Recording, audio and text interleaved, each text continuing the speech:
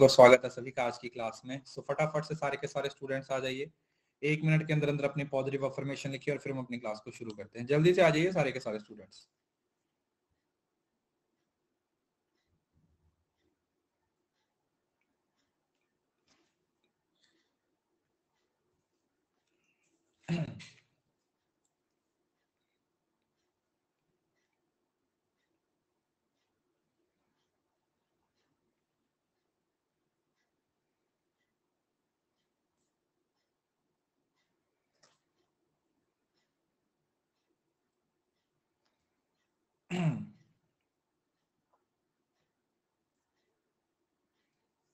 Okay जी जी good evening सभी को। Good evening. मैं बढ़िया बच्चे, आप बताइए। हाँ हाँ मैम बहुत बढ़िया। आप अपना बताओ। जी जी आज कम्युनिकेशन कंप्लीट हो जाएगा, बिल्कुल कंप्लीट हो जाएगा।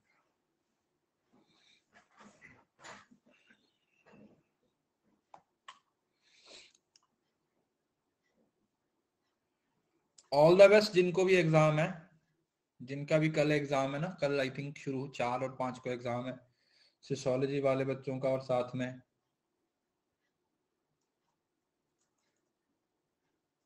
हमारे जो ज्योग्राफी वाले बच्चे हैं उनका।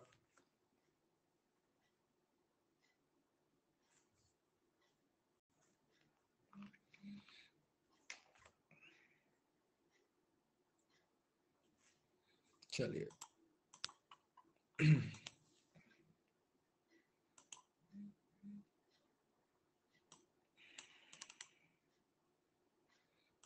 ओके जी। कॉमर्स वालों का हो या किसी का भी हो बेटा, एक साथ ही आएगा रिजल्ट सभी का।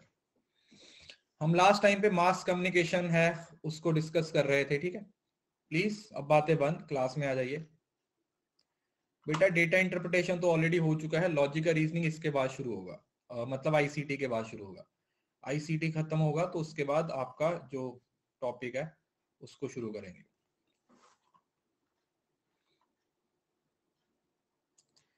मुझे सिर्फ 12 लेसन मिले हैं बेटा। 12 कम होते हैं क्या? 12 लेसन में रिसर्च खत्म कर दी है हमने, उससे ज्यादा रिसर्च नहीं पूछी जाती आपको।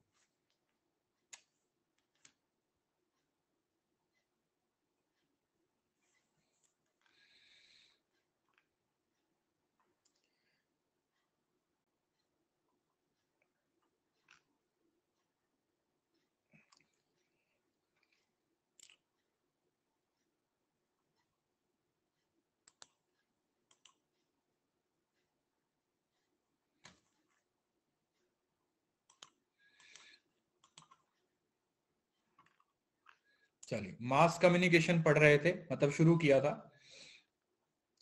तो देखिए मास कम्युनिकेशन का मतलब ही सीधा सा क्या है, प्लीज बातें बंद अब, ठीक है। मास कम्युनिकेशन का मतलब ही क्या होता है? मास कम्युनिकेशन का मतलब होता है जब आप अपने मैसेज को मासेस तक पहुंचाते हो। मासेस समझते हो?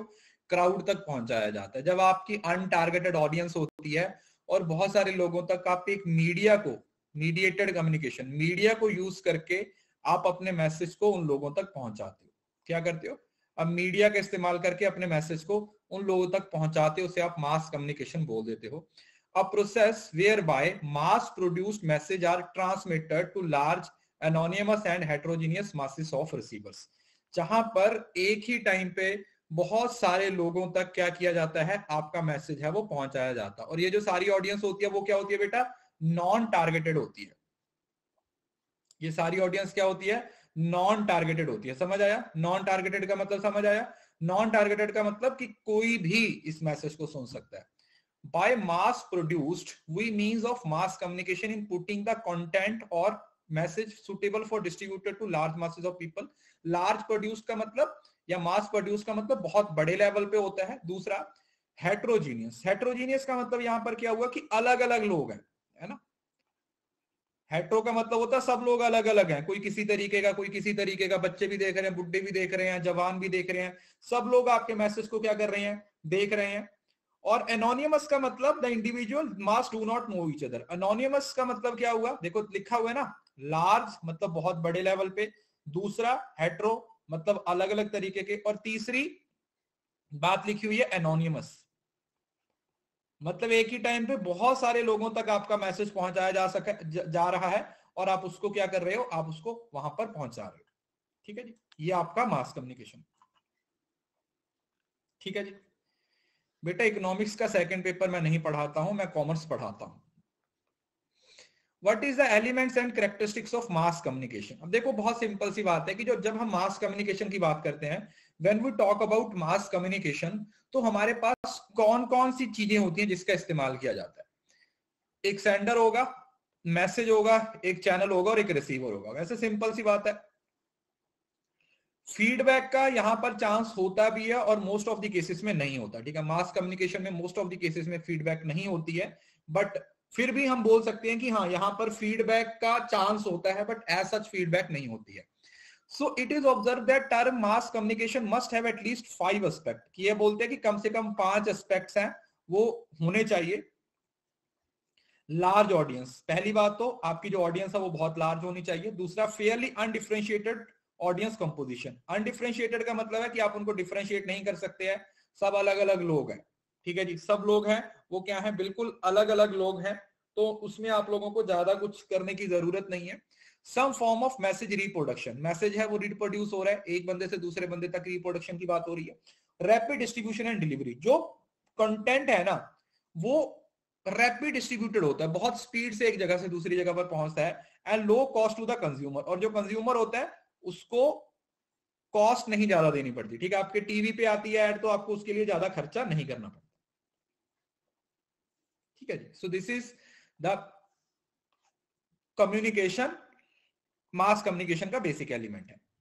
कैरेक्टरिस्टिक्स वही है, डायरेक्ट मैसेज है, बहुत बड़ी ऑडियंस होती है, ट्रांसमिटेड पब्लिकली, नो प्राइवेसी, कोई प्राइवेसी नहीं होती है। ठीक है, जो मैसेज आ रहा है सभी के पास आ रहा है, तुम्हारे पास, मेरे पास, हर बंदे के पास वही मैसेज आ रहा है, तो इसमें किसी तरीके की कोई प्राइवेसी नहीं होती है।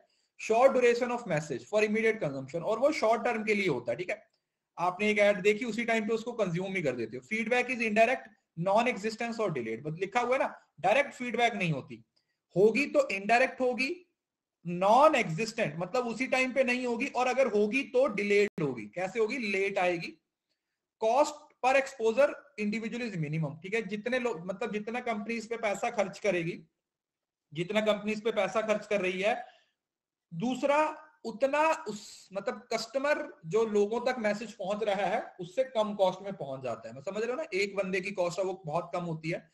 ऑर्गेनाइजेशन और इंस्टीट्यूशन, और ये जो मैसेज होता है वो किसी न किसी ऑर्गेनाइजेशन या किसी किसी इंस्टीट्यूशन से क्या करता है, बिलोंग करता है, और मोस्टली वन वे। ठीक है, अभी बताया, क्योंकि फीडबैक अगर होगी तो डिलेड होगी, अगर फीडबैक हुई भी तो डिलेड होगी, मोस्टली वन वे ही होगी।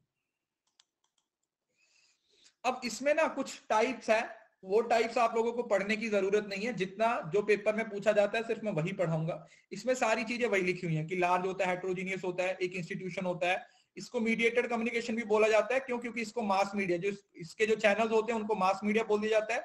मतलब जैसे टीवी, ये मास मीडिया हो गया। ठीक है, टीवी, इंटरनेट, ठीक है, ये मास मीडिया हो गया, इनके द्वारा जो कम्युनिकेशन किया जा रहा है उसको आप मास कम्युनिकेशन बोल देते हो। डिलेड मतलब लेट मिलती है, डिलेड का मतलब देरी में, देर देर बाद।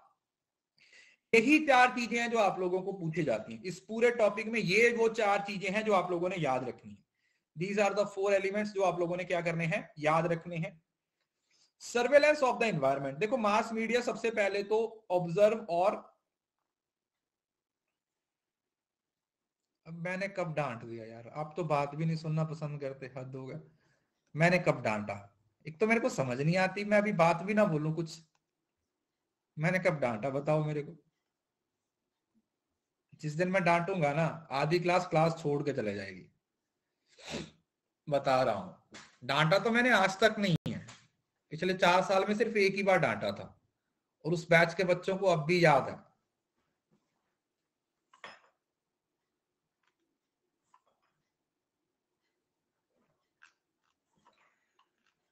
तो इतना दिल पे मत लिया करो छोटी छोटी बातों को। सर्वेलेंस का मतलब होता है निगरानी करना। ठीक है, mass media keep citizen inform news events. ठीक है, तो लोगों को इन्फॉर्म करते रहते हैं, सीसीटीवी कैमरास लगे हुए होते हैं। ठीक है, वो सारी चीजें।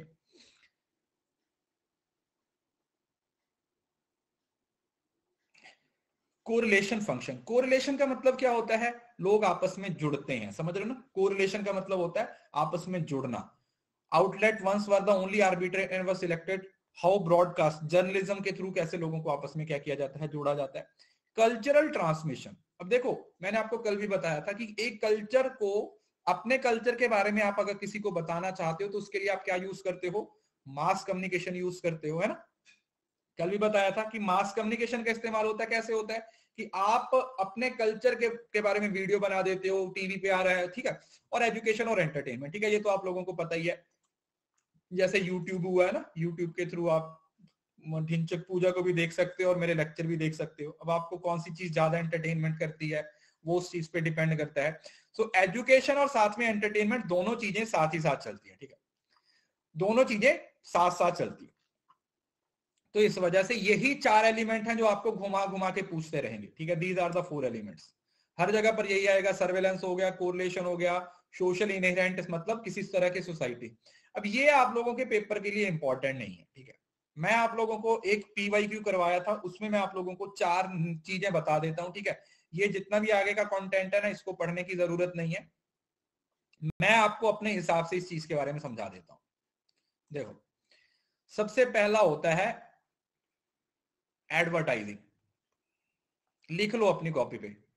एडवर्टाइजिंग, एडवर्टाइजिंग है वो क्या होती है, एडवर्टाइजिंग का मतलब होता है पेड, पेड कंपनी पे करेगी, नॉन पर्सनल होती है। सबसे बड़ी बात, एक एडवर्टाइजिंग एजेंसी होती है जो अपना मैसेज सामने वाली कंपनी तक पहुंचाती है। नॉन टारगेटेड ऑडियंस होती है, नॉन टारगेटेड होती है, और इसमें एक स्पॉन्सर होता है। समझ रहे हो ना, जैसे IPL को कौन स्पॉन्सर करता है, अन अकेडमी, तो अन अकेडमी की एड चलती है तो अन अकेडमी ने उसके लिए पैसा दिया होगा, किसको, एडवर्टाइजिंग एजेंसी को।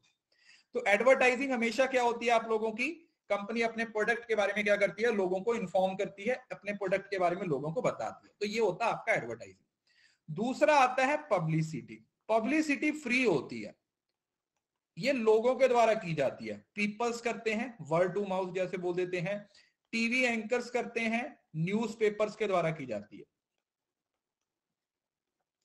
न्यूज़पेपर्स में की जाती है, जैसे आर्टिकल्स आते हैं ना वो वाले। अब पब्लिसिटी का सबसे इंपॉर्टेंट एलिमेंट है कि ये पॉजिटिव भी हो सकती है बेटा, ये नेगेटिव भी हो सकती है। समझ रहे हो ना, पब्लिसिटी, किसी चीज को, कोई अच्छी बात आ गई, किसी कंपनी ने कुछ बुरा कर दिया, तो उसकी नेगेटिविटी भी उतनी जल्दी फैलेगी जितनी जल्दी उसकी पॉजिटिविटी फैलती है, बल्कि नेगेटिविटी ज्यादा जल्दी फैलेगी, पॉजिटिविटी तो फिर भी टाइम लेगी। तो यहां पर नेगेटिविटी है, यहां पर पॉजिटिविटी है, दोनों चीजों के बारे में बात हो रही है कि यार नेगेटिविटी की बात हो रही है, यहां पर किसकी बात हो रही है बेटा, पॉजिटिविटी की बात हो रही है, ठीक है। दो चीजें होगी, तो ये हो गया एडवर्टाइजिंग और ये हो गया आपका पब्लिसिटी।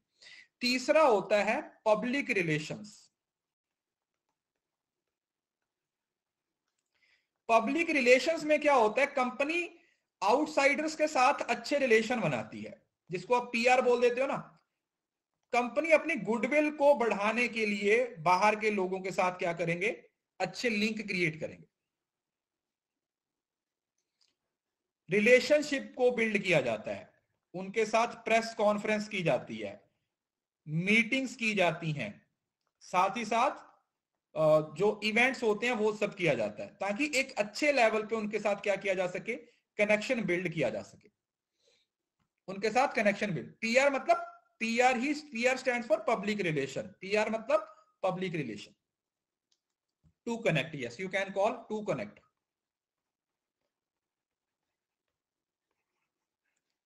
टू कनेक्ट, कनेक्ट करने के लिए, हाँ, कब लोगों का भरोसा जीतने के लिए कुछ भी बोल सकते हो। ये होता है पब्लिक रिलेशन, ठीक है। तो एक होता है एडवर्टाइजिंग, एक होता है अपना पब्लिसिटी, एक होता है पब्लिक रिलेशन। वैसे एक इससे मिलता जुलता तो नहीं है, मैं आपको समझा देता हूं। एक होता है सेल्स प्रमोशन, आपको तो नहीं आएगा बट फिर भी आए हैं तो साथ ही समझ लेते हैं। एक होता है sale promotion, sale promotion short term tactic होता है, किसी भी कंपनी का शॉर्ट टर्म टैक्टिक होता है, क्या करने के लिए, to increase sale, sale increase करने के लिए होता है। तो इसमें क्या किया जाता है, इसमें डिस्काउंट दिए जाते हैं, इसमें गेम्स खिलाई जाती हैं कि जो जीतेगा उसे ये मिलेगा, इसमें रिबेट दे दी जाती है, ठीक है, इसमें 1 and 1 फ्री है, ठीक है, एक लो उसके साथ एक फ्री है ना, ऐसा।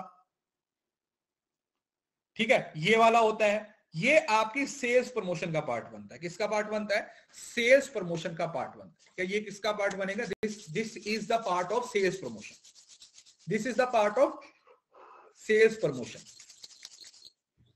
ठीक है जी, तो ये, और लास्ट में आता है आप लोगों का पांचवा, प्रोपोगेंडा। गैंडा नहीं, प्रोपोगेंडा, वैसे तो गैंडा ही है,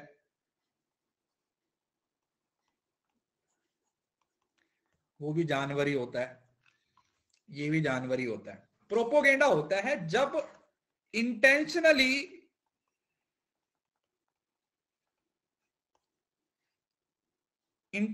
कुछ एडवर्टाइज किया जाता है, उसके पीछे कुछ एजेंडा होता है, और ये ज्यादातर ना एजेंडा नेगेटिव फॉर्म में ही इस्तेमाल किया जाता है। पॉजिटिव भी हो सकता है बट ज्यादातर ये नेगेटिव होता है, समझ रहे हो ना?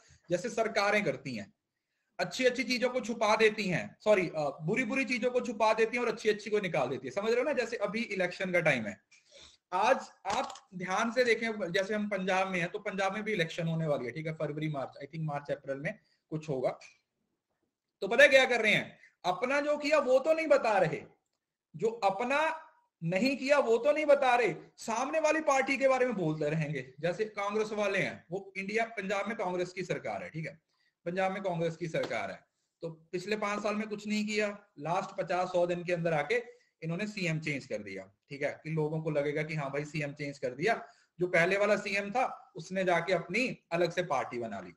अब उसने 5 साल में किया क्या? वो तो कुछ नहीं बता रहे, वो आके बोलते हैं आप वाले झूठ बोल रहे हैं जी, अकाली दल वाले झूठ बोल रहे हैं जी, बीएसपी वाले झूठ बोल रहे हैं। मतलब आप खुद रूलिंग पार्टी हो, ठीक है, मैं सपोज करो मैं रूलिंग पार्टी हूं, तो मैं अपनी चीजों को बता के लोगों को बोलूंगा ना कि आप वोट डालो, या फिर दूसरों की कमियां निकालूंगा। अल्टीमेटली कोई अनरूलिंग पार्टी तो मुझे ब्लेम कर सकती है ना? आप वाले मुझे बोलेंगे कि कांग्रेस ने कुछ नहीं किया, क्योंकि कांग्रेस इन पंजाब में उसमें है, लाइक रूल में है। जो रूलिंग पार्टी है वही दूसरी पार्टियों को ब्लेम करती रहती है। तो ये एक एजेंडा होता है, इसको आप प्रोपोगेंडा बोल सकते हैं, किसी पर्टिकुलर चीज को, मतलब आपका एक मकसद होता है, उसको पूरा करने के लिए, जब कम्युनिकेशन किया जाता है तो उसको क्या बोल दिया जाता है? उसको एक इंटेंशनली आप गलत तरीके से एडवर्टाइज करते हो। और ये हर जगह पे होता है यार, ये सिर्फ पंजाब में नहीं है, ये हर जगह पे है। ऐसा नहीं है कि सिर्फ पंजाब में है, ये पूरे इंडिया में होता है, हर स्टेट में यही होता है, ऑल ओवर इंडिया। तो बस आपने इतना ही याद रखना है, और बाकी इसको पढ़ने की जरूरत नहीं है, ठीक है।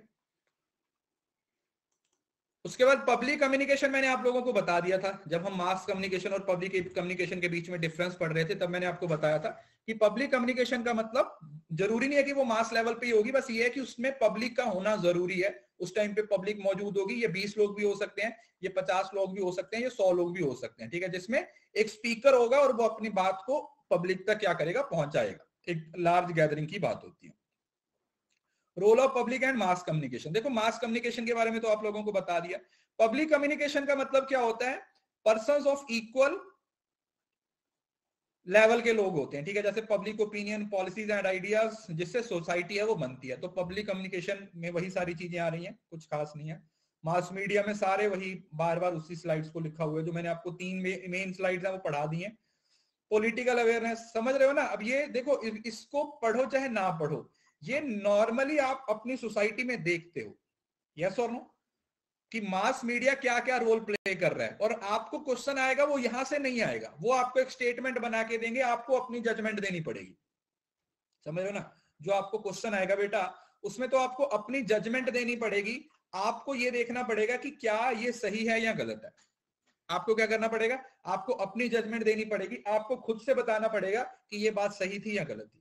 और इंपॉर्टेंट एज ऑफ अदर, बाकी डेमोक्रेटिक फंक्शंस की तरह ये वाला फंक्शंस भी बहुत इंपॉर्टेंट है। एंटरटेनमेंट तो आप लोगों को बता दिया, सुबह दिल करता है तो आप सुन लेते हो गाने, है ना, म्यूजिक सुनते हो,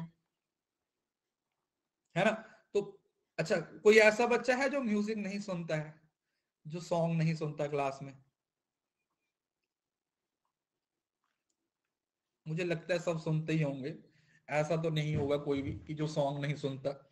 वो अलग बात है कि आपका इंटरेस्ट कैसा, क्या अलग अलग कैटेगरी तो हो सकती है, सब सुनते होंगे ना, कुछ हिंदी सुनते होंगे, कुछ पंजाबी सुनते होंगे, कुछ कूल बनने के लिए इंग्लिश सॉन्ग सुनते होंगे ना, है ना? समझ नहीं आता उनको अंग्रेजी सॉन्ग। मार्केटिंग मैनेजमेंट, प्राची उसको बेटा आपको वो करना पड़ेगा, एनरोल करना पड़ेगा। बस कूल देखने के लिए अंग्रेजी सॉन्ग सुनते हैं, उसमें पूरे में कुछ नहीं समझ आता, समझ कुछ नहीं आता, बस लोगों को दिखाने के लिए किया मुझे बहुत इंग्लिश सॉन्ग पसंद है ना। एंटरटेनमेंट पर्पस के लिए हो सकता है, सोशलाइजेशन में लोग एक दूसरे के साथ जुड़ रहे हैं, सारी चीजें चल रही हैं, कल्चर ट्रांसमिशन हो रहा है, ठीक है, ये वही पहले वाली राम कहानी लिखी हुई है, कुछ नया नहीं है। इंपॉर्टेंस ऑफ मास कम्युनिकेशन, देखो वही 5 चीजें, वही 5 फंक्शंस है, वही 5 इसके क्या है, इसके इंपॉर्टेंस में भी आ जाता है। मास मीडिया हर जगह पे आता है। परिवेशिव समझते हो ना, परिवेशिव का मतलब होता है हर लेवल पे, परिवेशिव का मतलब होता है बेटा हर लेवल पे, हर जगह पे जो पाया जाता है उसको मास कम्युनिकेशन बोल देते हैं। मास कम्युनिकेशन इन्फॉर्म करता है आप लोगों को, मास मीडिया आपको एंटरटेन करता है। देखो आजकल तो एंटरटेन होने के लिए आपको जरूरी नहीं है कि यूट्यूब पे ही जाना पड़ेगा, आप कोई भी न्यूज चैनल लगा लो शाम को 6-7 बजे के बाद, खूब एंटरटेनमेंट होगी। 1-1.5 घंटे की डिबेट देखो, खूब एंटरटेनमेंट होगा आपका वहां पे,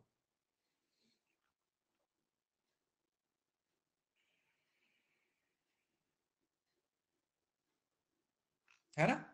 देखा होगा आप लोगों ने।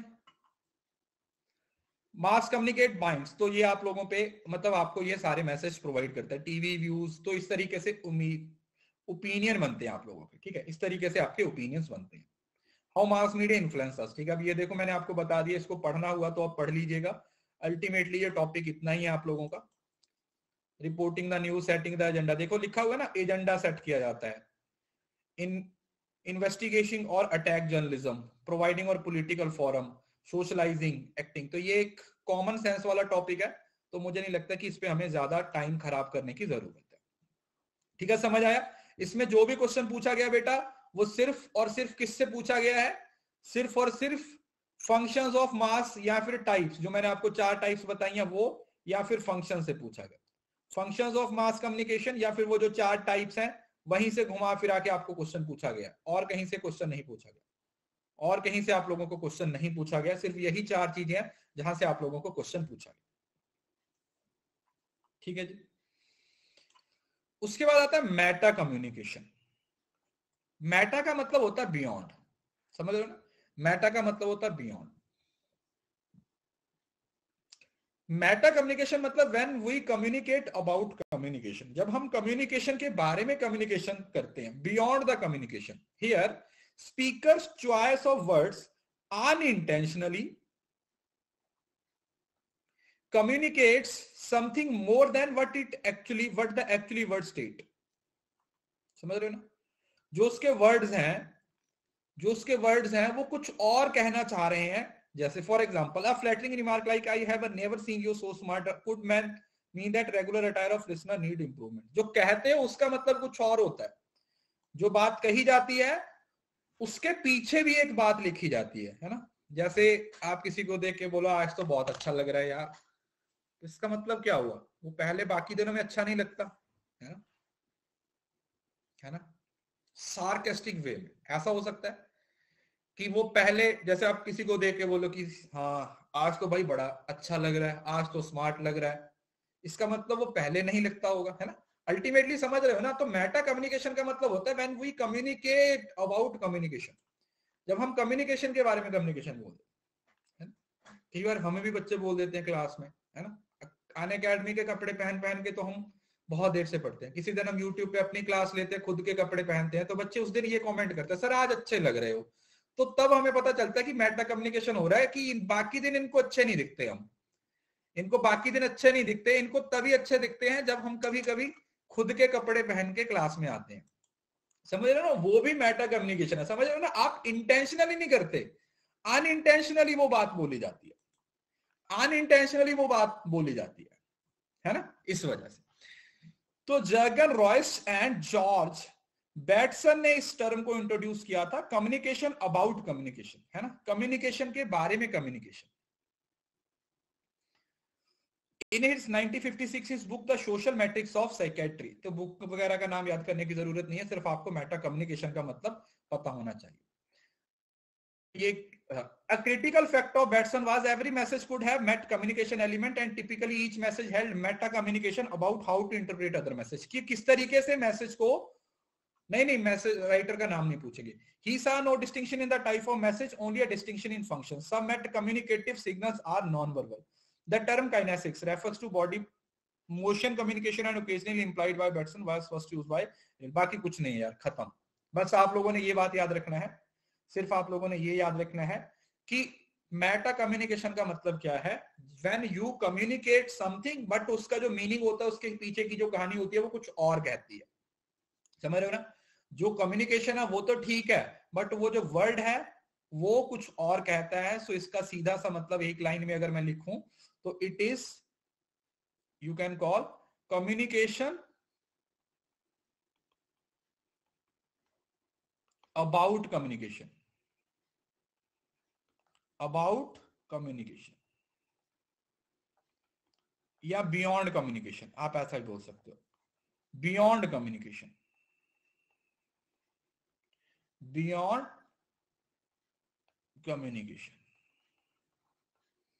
ठीक है. तो ये आपका क्या होता है, पर्टिकुलर सा मीनिंग होता है किसका, communication, Meta communication, communication about communication. ठीक है. तो ये आपका टॉपिक है वो यहां पे खत्म होता है.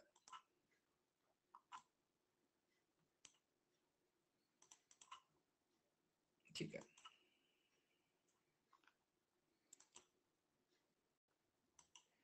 कम्युनिकेशन के बारे में कम्युनिकेट करने को बोलते हैं. देखो ये अल्टीमेटली ना इसमें ये बात बोली जा रही है कि जब हम कम्युनिकेशन करते हैं ना तो उसके पीछे भी एक कम्युनिकेशन छुपा हुआ होता है और वो उसका एक फंक्शन होता है जिसको हर बंदा आइडेंटिफाई नहीं कर पाता. अगर आइडेंटिफाई कर लिया तो आप समझ लो कि आपको वो चीज के बारे में नॉलेज होगी.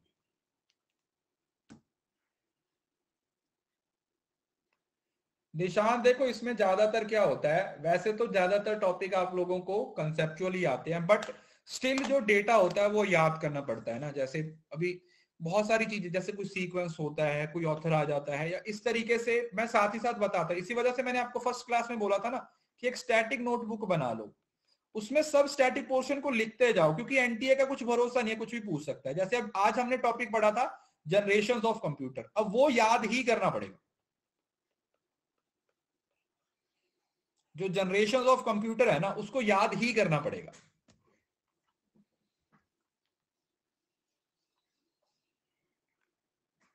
है ना. अगर आप उसको याद नहीं करोगे तो फिर उसकी दिक्कत है, फिर आपको लगेगा कि यार ये तो मैंने याद नहीं किया, मुझे ये याद करना चाहिए था. ठीक है. इस वजह से चलो, अब नॉइस के बारे में मैं आप लोगों को पहले बता चुका हूं. नॉइस का मतलब क्या है, नॉइस का मतलब क्या होता है. प्लीज आप बातें बंद कर दो, अपनी क्लास पे आ जाए. नॉइस एक टाइप का बैरियर है, एक टाइप का बैरियर है जो आपके कम्युनिकेशन को सामने वाले बंदे तक प्रॉपर तरीके से नहीं पहुंचने देता. ठीक है जी. नॉइस का मतलब एक ऐसा बैरियर है जो आपके मैसेज को सामने वाले बंदे तक प्रॉपर नहीं पहुंचने देता. राइट. इसको बोला जाता है बैरियर्स. ये एक बैरियर की टाइप है. अब नॉइस का मतलब क्या हुआ, इन्वायरमेंट में कोई भी नॉइस हो सकती है जिससे आप लोगों का मैसेज नहीं पहुंचता. जैसे रोड साइड से आ रही है, बच्चे लगातार बातें कर रहे हैं, पीछे लाउड स्पीकर चल रहा है, कोई फॉल्टी ट्रांसमिशन हो सकता है.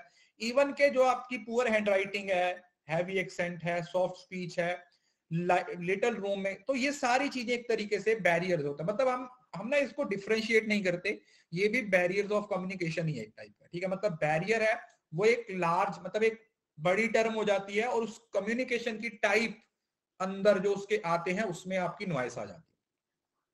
उसके अंदर आपकी क्या आती है, नॉइस आती है. ऑब्स्टेकल. ठीक है. बिल्कुल ऑब्स्टेकल, जो भी आपको प्रॉब्लम आती है. जैसे ये देखो, दो ये बात कर रहे हैं आपस में और पीछे से बर्ड्स चिपिंग, मतलब एक्सटर्नल नॉइस आ रही है.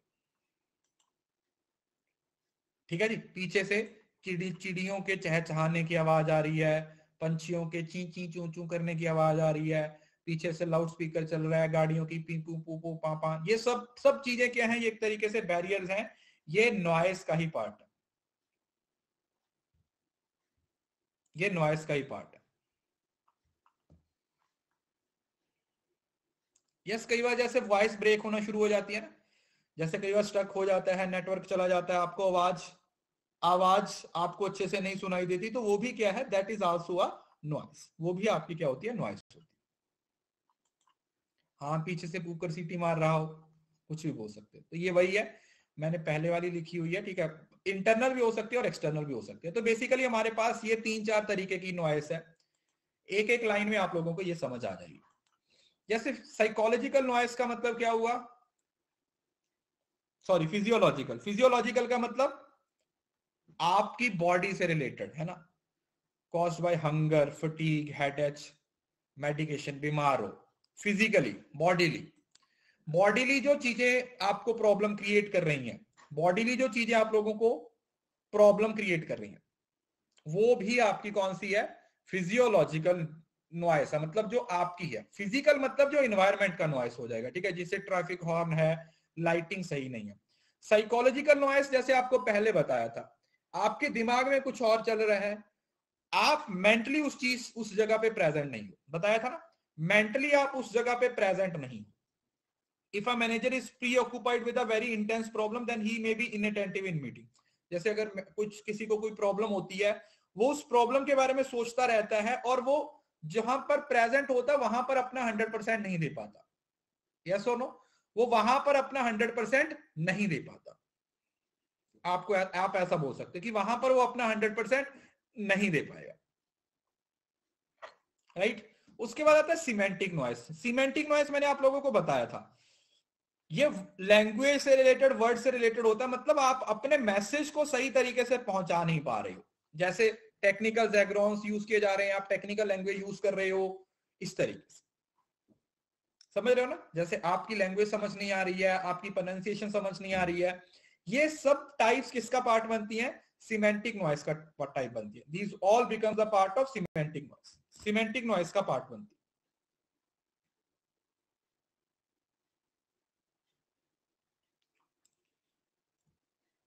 ये होता है टेक्निकल वर्ड, इनको बोलते हैं टेक्निकल वर्ड्स, समझ रहे हो ना। जैसे कुछ प्रोफेशंस के कुछ टेक्निकल वर्ड्स होते हैं, जैसे स्पेशली आप डॉक्टर को देखो, डॉक्टर है ना, जो डॉक्टर्स होते हैं उनकी उनके जो वर्ड्स होते हैं ना, वो बड़े अजीब तरीके के होते हैं, है ना। जैसे वो बंदा था ना, डॉक्टर के पास दवाई लेने के लिए गया, तो डॉक्टर ने उसको दवा लिख के दे दी, वो गया भाई एक शॉप पे गया, तो साइकोलॉजिकल मतलब बेटा बॉड माइंड से रिलेटेड, मतलब आप मेंटली तौर पे प्रेजेंट नहीं हो, समझ रहे हो ना। जैसे कई बार आप स्ट्रेस में होते हो, आपको कोई प्रॉब्लम होती है, इस वजह से आप अपना 100% नहीं दे पाते हो किसी काम में। तो पहली शॉप पे गया, उसने बोला ये दवाई तो हमारे पास नहीं है। फिर वो दूसरी शॉप पे गया, वो बोले हमारे पास तो ये दवा नहीं है। शहर के सारे सारे मेडिकल स्टोर पे चला गया, किसी पे पास उसको दवा नहीं मिली। तो फाइनली उसने सोचा कि यार मैं डॉक्टर को ही पूछ लेता हूँ, किस दवा का नाम मुझे बता दे, मैं जाके ले आऊंगा। तो वो गया, डॉक्टर को बोला डॉक्टर साहब ये आपने दवा लिख के दी थी, किसी भी मेडिकल स्टोर पे नहीं मिली, आप इसका नाम बता दो। बोला नाम, ये तो मैंने पेन चला के देखा था, ये कोई दवा थोड़ी है। तो ऐसा भी हो जाता है, that is also a noise, that is type. Poor handwriting भी आपकी फिजिकल नॉइस का पार्ट होती है। साइकोलॉजिकल सॉरी फिजियोलॉजिकल बॉडी से रिलेटेड, फिजिकल एनवायरनमेंट से रिलेटेड, साइकोलॉजिकल माइंड से रिलेटेड, और सिमेंटिक मैसेज ट्रांसमिशन से रिलेटेड एरर होता है। This is error with the message transmission, message transmission का ये जो एरर होता है, आप ऐसा बोल सकते। Physical noise interfere with the communication. Physical में आप लोगों को बता दिया जो आपके एनवायरनमेंट से रिलेटेड है ना, समझ रहे हो ना। लाउड स्पीकर इरिटेटिंग है, तुम्हारे कंप्यूटर से आवाज आ रही है, तुम्हारे एसी से आवाज आ रही है, किसी भी तरीके से। दूसरा आ जाता है साइकोलॉजिकल, समझ रहे हो ना, sorry physiological. Physiological is the centre और रिसीवर, जैसे आर्टिकुलेशन प्रॉब्लम, नंबलिंग, टॉकिंग, बहुत तेज बोल रहे हो, बहुत स्लो बोल रहे हो, फॉरगेटिंग, पॉज करना भूल जाते हो, सांस लेना भूल रहे हो, मतलब जो आपकी बॉडी से रिलेट करता है।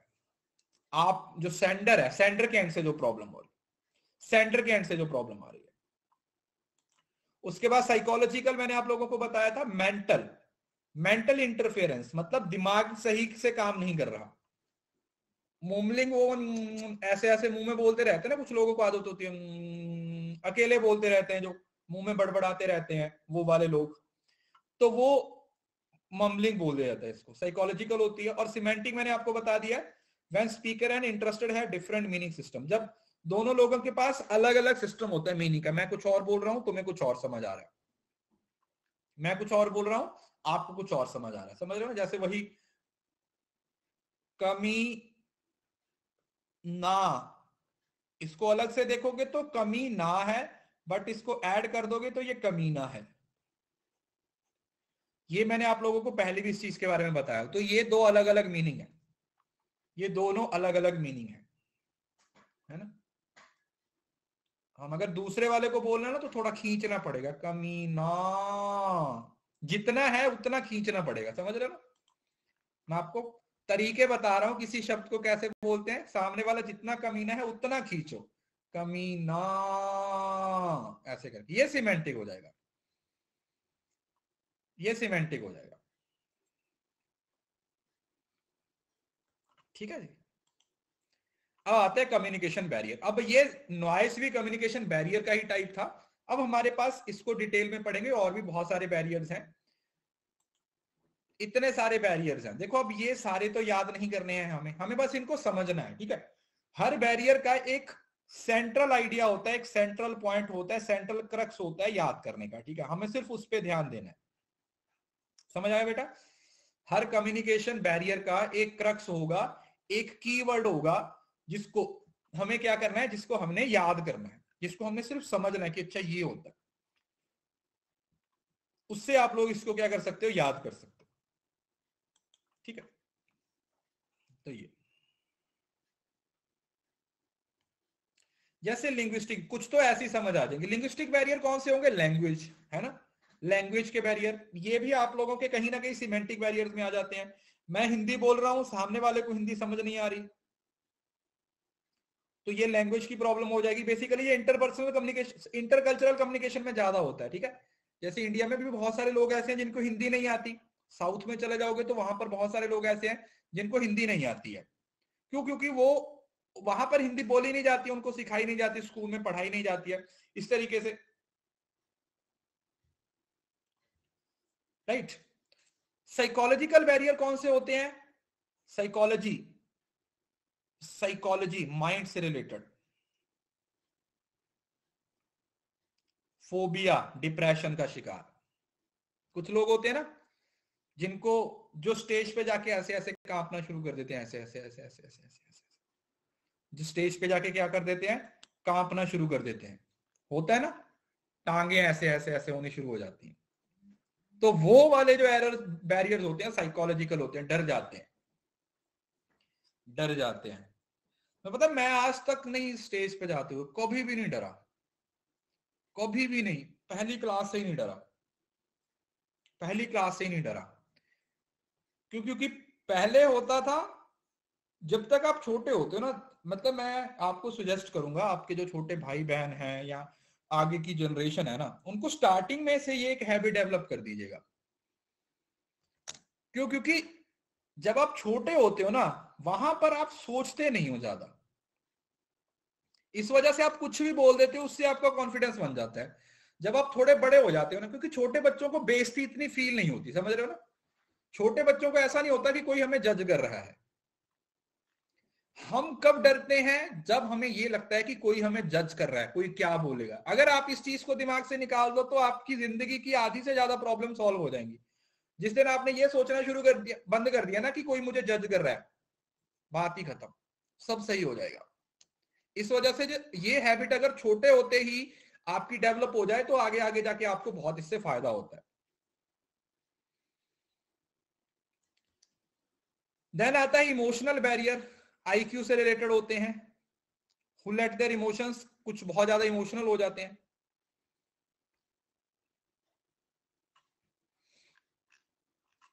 मैंने अपनी भांजियों का चैनल इसी वजह से बनवाया, मेरी दोनों भांजियों का चैनल बनाने का ही रीजन ये है क्योंकि स्कूल बंद है, समझ रहे हो ना, कोविड फिर से आ गया, जिसकी वजह से स्कूल बंद है, ऑनलाइन क्लासेस हैं, तो बच्चा उन सारी चीजों को डेवलप नहीं कर पाता।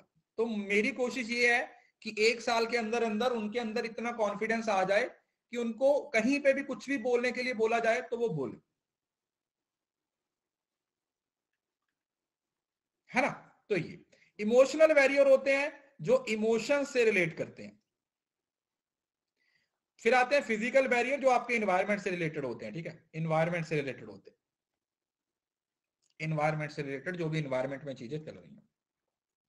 ऑर्गेनाइजेशनल स्ट्रक्चर बैरियर, देखो कुछ ऑर्गेनाइजेशन के स्ट्रक्चर समझ रहे हो ना, हर ऑर्गेनाइजेशन का एक स्ट्रक्चर होता है, आप लोगों को पता है, हर ऑर्गेनाइजेशन का एक स्ट्रक्चर होता है। अगर बहुत मतलब बहुत हार्ड स्ट्रक्चर है तो आपकी बात पहुंचेगी ही नहीं, आप डरते रहोगे, है ना।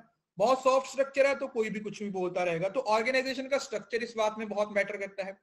इंटरपर्सनल बैरियर में वही चीजें आ जाती हैं, जैसे आप अपनी मौसी से बात करते हो तब ऐसा होता है ना, मैंने आपको बताया भी था, आपकी मम्मी बोलती है आपको आपकी मौसी से बात करने के लिए ना, तो आप कैसे करते हो, आपका बिल्कुल मूड नहीं होता, आप क्या बोलते हो, मौसी नमस्ते बाय, है ना, नमस्ते कोई बाय बना देते, मौसी नमस्ते बाय, चलो बात ही खत्म, आगे कुछ जरूरत ही नहीं है करने की। मौसी को क्या मतलब, क्या जरूरत क्या है भाई रिश्तेदारों से हमारी बात करवाने के लिए, सुनाना ही है उन्होंने, तो क्या कर रहा है बेटा, जॉब लगी या नहीं, या फिर माँ बाप के पैसों पे ही पल रहा है अभी तक, यही बोलेंगे। तो क्यों भाई, जब सुनने के मूड में नहीं है भाई हम ये बातें सुनने के, तो जाओ हम नहीं बात कर रहे।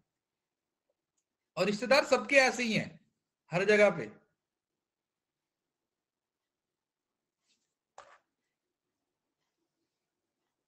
पर्सनल और इंडिविजुअल बैरियर ये आपके पर्सनल लेवल पे हो सकते हैं, hindrance in the factors influence life experience emotions attitude, ये इंडिविजुअल लेवल पे होते हैं, मतलब पर्सनल लेवल पे होते हैं किसी भी पर्सन के, ठीक है, ये सबके लिए नहीं होते हैं, ये अलग अलग लोगों के लिए अलग अलग होते हैं। ये तो कुछ खास नहीं है। पहले हम ऑर्गेनाइजेशनल बैरियर्स को समझने की कोशिश करते हैं। क्या करते हैं हम, ऑर्गेनाइजेशनल बैरियर्स को समझने की कोशिश करते हैं। ऑर्गेनाइजेशनल बैरियर्स क्या होते हैं, जो एक ऑर्गेनाइजेशन के अंदर आते हैं। वैसे यहां से आप लोगों को पेपर में ज्यादा क्वेश्चन नहीं पूछा जाता और मैं इसको ज्यादा लोड भी नहीं लूंगा, मैं सिर्फ आप लोगों को समझा दूंगा।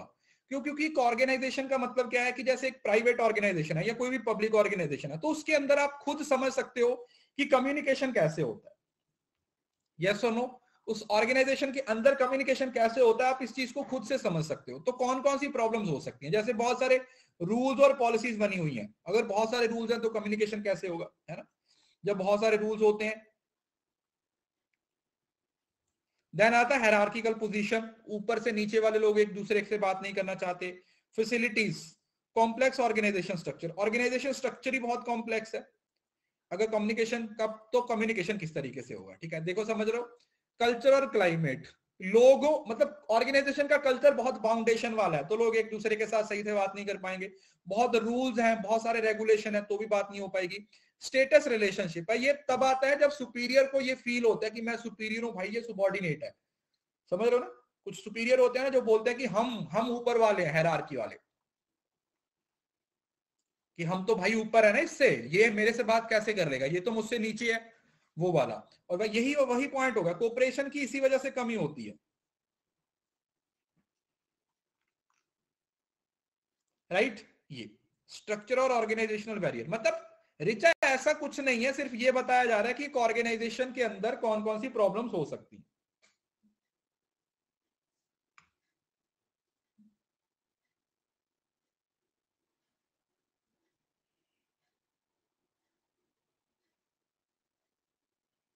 क्लियर है।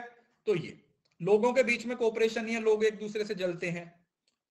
ओके, उसके बाद आता है फिजिकल बैरियर, ये बहुत इंपॉर्टेंट है बेटा, समझ लेना इसको। फिजिकल, फिजिकल तो समझते हो ना, जो इन्वायरमेंट से रिलेटेड बैरियर होते हैं, याद रखिए। फिजिकल बैरियर कौन से बैरियर्स होते हैं, वो सारे बैरियर जो आपके इन्वायरमेंट से रिलेट करते हैं। किससे रिलेट करते हैं, इन्वायरमेंट से रिलेट करते हैं, इन्वायरमेंट में जो चीजें आती है। अब इसमें ना सबसे पहले आता है कंपीटिंग स्टिमुलस। कंपीटिंग स्टिमुलस समझ रहे हो ना, एक स्टिमुलस वो जो आपने सुनना है और दूसरा वो जो उसको कंपीट कर रहा है। जैसे क्लास में पीछे बच्चे बात कर रहे हैं, ट्रैफिक नॉइस आ रही है, तो वो वाली वॉइस और वो वाली वॉइस आपस में कंपीट करेंगे। और कई बार क्या होता है, कई बार क्या होता है, जो पीछे वाली बैकग्राउंड नॉइस होती है वो आपके कम्युनिकेशन को क्या कर देती है, खराब कर देती है। जैसे मैं आपको बताता हूँ, जब हम 8वीं क्लास में थे ना, 7वीं क्लास में, तो हमारा स्कूल ऐसा होता था, वैसे आप लोगों को जल्दी ही, चलो अभी बताना नहीं है, मैं बता रहा हूं हमारे स्कूल के बारे में। हमारा स्कूल ऐसा स्कूल होता था, सरकारी स्कूल होता था। सरकारी स्कूल में क्या होता था, जब सर्दी होती थी ना, तो हम रूम में नहीं बैठते थे, ठीक है, हम धूप में बैठते थे। ठीक है, हम क्या करते थे, हम धूप में बैठते थे। तो जैसे जैसे सूरज चलता था वैसे वैसे हमारी क्लास चलती थी। मतलब हम शुरू यहां से करते थे, पहला लेक्चर, और 7वें लेक्चर तक हम पूरे स्कूल में घूम लेते थे। क्या करते थे, पूरे स्कूल में घूम लेते थे। यहां पर धूप है तो यहां पे चले गए, क्योंकि टाट होते थे वो बिछाने वाले, अपना उठा, 4 टाट होते थे, 40 बच्चे होते थे, एक टाट पे 10 बच्चे बैठते थे। गोल गोल घुमाओ ले जाओ, यहाँ पे धूप है, यहाँ पे धूप है, यहाँ पे धूप है, बस ऐसा चलता था। तो वहां पर क्या होता था, मुझे अभी भी याद है, अब वहां पे ना ट्रक होते थे। तो रिसेंटली ना उस टाइम पे क्या होता था, हमारी भी क्लास चल रही थी, मैथ की चल रही थी, पता नहीं कुछ, या कुछ साइंस की कुछ चल रही थी। तो अच्छी क्लास चल रही थी, मैडम कुछ पता नहीं समझा रही थी बहुत ध्यान से, उससे ट्रक ने हॉर्न बजाया। ट्रक ने हॉर्न बजाया और उसके हॉर्न पे वो छैया छैया वाला गाना लगा हुआ था। हॉर्न पे छैया छैया वाला गाना लगा था, तो इतने, मतलब 1 मिनट तक हमें वो सुनाई देता रहा, 50-30 सेकंड पहले जितनी दूर से वो बजा रहा था उसे। फिर जब वो एकदम पास आया, हमारे स्कूल के सामने आया, तब भी छैया छैया चल रहा, फिर 30 सेकंड दूर तक भी छैया छैया सुनता ही रहा। वो वो वाली चीजें क्या आपको होती है, कंपीटिंग स्टिमुलस हो जाती है। देन आता है इन्वायरमेंटल स्ट्रेस, बहुत ज्यादा टेम्परेचर हो, पुअर वेंटिलेशन हो, subjective stress, sleepiness, ill health, drugs, ये वाले हो जाएंगे। Receiver's unfamiliarity with the medium, कई बार क्या होता है कि सामने वाला बंदा, जैसे अब क्लास नहीं ले पाते, जैसे यहाँ पर बहुत सारे बच्चे बोलते हैं कि सर उसको एक्सेस कैसे करना है ना, क्लास को नहीं चला पाते हैं, तो वो रिसीवर की अनफैमिलियरिटी भी इसका एक रीजन हो सकती है। फिजिकल यही हो गया, ठीक है, मीडिया में कोई डिफेक्ट हो गया, इन्वायरमेंट में कोई डिस्ट्रैक्शन है, डिस्टेंस है, इग्नोरेंस ऑफ मीडिया, फिजिकल, मतलब जो आपको नजर आ रहा है, ठीक है, हर वो बैरियर जो इन्वायरमेंट से रिलेटेड है, वो हर तरीके का बैरियर जो आपके इन्वायरमेंट से रिलेटेड है, उसको कौन सा बैरियर बोला जाता है, दैट इज फिजिकल बैरियर। उस बैरियर को हम कौन सा नाम दे देते हैं, उसको फिजिकल बैरियर का नाम देते हैं। इन्वायरमेंट से रिलेटेड डिफ्लेक्टिंग मीडियम हो सकता है। उसके बाद आता है साइकोलॉजिकल बैरियर। अब ये बहुत ही इंपॉर्टेंट है, इसको समझ लीजिएगा क्योंकि ये आपके लिए शायद नई चीज होगी। साइकोलॉजिकल का मतलब जो चीजें आप लोगों के दिमाग में चलती हैं। सेल्फ इमेज, सेल्फ इमेज का मतलब क्या है कि आपको क्या लगता है आप कैसे हो, आपको, आप अपने आप के बारे में क्या सोचते हो, आप अपने आप को अच्छा समझते हो या आप अपने आप को बुरा इंसान समझते हो, आपकी अपने बारे में परसेप्शन, आपकी अपने बारे में अंडरस्टैंडिंग कैसी है,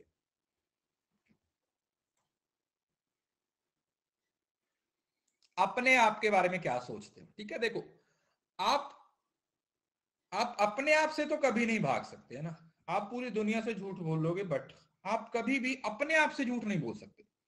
यस और नो, आप अपने आप से कभी झूठ नहीं बोल सकते, ये तो बात सच है ना। फिर आती है सेल्फ एस्टीम, जब आप अपने आप को जज करना शुरू कर देते हो। यहां तो सिर्फ आप अपने आप को अंडरस्टैंड करते हो ना, आप अपने आप के बारे में बात करते हो, यहां पर आप अपने बारे में जजमेंट देते हो। यहां पर क्या करते हो, आप जजमेंट देना शुरू करते हो। और आइडियल सेल्फ कौन सी होती है, जैसा बनना चाहते हो। समझ रहे हो ना, तीनों सेल्फ की बात हो रही है।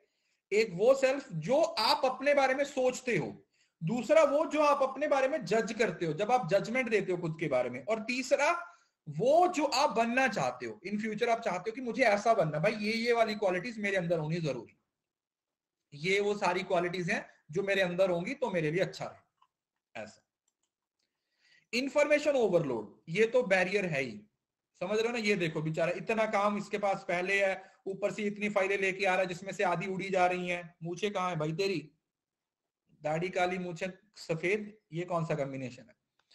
तो ये जो इंफॉर्मेशन ओवरलोड है ये भी नहीं होना चाहिए, क्योंकि ये भी एक बहुत बड़ा बैरियर है। ये भी एक बहुत बड़ा बैरियर है, क्यों, क्योंकि आप इतनी सारी इंफॉर्मेशन को ऑब्जॉर्व कैसे करोगे, है ना। तो वो समझ सकते हो। उसके बाद आता है people interpret communication different due to learning culture and experience. हर बंदा अलग अलग तरीके से क्या करता है, मैसेज को अंडरस्टैंड करता है। अब इसमें समझ लो, एक होता है फ्रेम ऑफ रेफरेंस, बहुत ही इंपॉर्टेंट टर्म है। फ्रेम ऑफ रेफरेंस का मतलब होता है हर पर्सन का इस दुनिया को देखने का एक अलग तरीका होता है ना। हर बंदा, फ्रेम ऑफ रेफरेंस का मतलब एक तरीके से परसेप्शन ही होती है कि आप किस तरीके से दुनिया को देखते हो, समझ रहे हो ना। Kind of window to view the world, people, events and situation. Perspective बोल सकते हो, सिंपल वर्ड अगर मैं बोलूं, एक पर्सपेक्टिव है आपका, कि आपका पर्सपेक्टिव कैसा है किसी चीज को देखने का, दुनिया को देखने का आपका पर्सपेक्टिव कैसा है। Is shaped by our culture, और ये कैसे डेवलप होता है, हमारे कल्चर के द्वारा। छोटे होते आप क्या सीखते हो, छोटे होते आप क्या देखते हो, कैसे आप इन्वायरमेंट में इंटरेक्ट करते हो, कैसे लोग आपको मिलते हैं, वो सारी चीजें किसके अंडर आ जाती हैं, फ्रेम ऑफ रेफरेंस का पार्ट बनती है। देन आता है स्टीरियोटाइप। देखो स्टीरियोटाइप का मतलब होता है specific type of individual, they may not be accurately reflect clear. Stereotype can be thought of, जब आप किसी चीज के बारे में एक ऐसी परसेप्शन बना लेते हो जहां पर आप चीजों को जनरलाइज कर देते हो, जबकि वैसा नहीं होता, स्टीरियोटाइप बना दिया जाता है। समझ रहे हो ना, जैसे बोलते हैं ना, स्टीरियोटाइप का मतलब आप किसी चीज के बारे में पूरा जानने के अलावा बिना ही पहले से ही अपने माइंड में एक प्री सुपोजिशन बना लेते हो। जैसे लड़कियों को ड्राइविंग नहीं आती, ऐसा बोलते हैं, ये एक स्टीरियोटाइप बना रखा लोगों ने, कि ये एक स्टीरियोटाइप बना रखा है लोगों ने। जबकि अगर आपने गुंजन सक्सेना मूवी देखी है, उसमें वो हवाई जहाज भी उड़ा रही है, समझ रहे हो ना। तो हम पहले से ही प्री सुपोज करके अपने दिमाग में एक अजम्पशंस बना लेते हैं किसी पर्टिकुलर चीज के बारे में, जिसकी आधी अधूरी नॉलेज के बेसिस पे, जिसका कोई बेस नहीं होता, बस एक मेंटेलिटी बना दिया कि यार ये तो ऐसा होगा।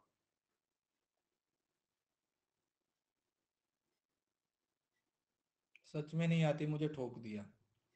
चलो वो तो अब इसमें तो क्या ही करें, लड़कियां भी भगवान ही होती हैं अगर एक्टिवा पे आ रही हूं।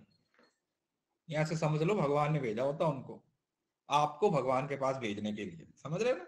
सामने से लड़की एक्टिवा से आ रही है, तो ये मान के चलो कि इसको भगवान ने भेजा है, इससे साइड होके निकल जाओ, नहीं तो वो आपको भी भगवान के पास भेज सकती है।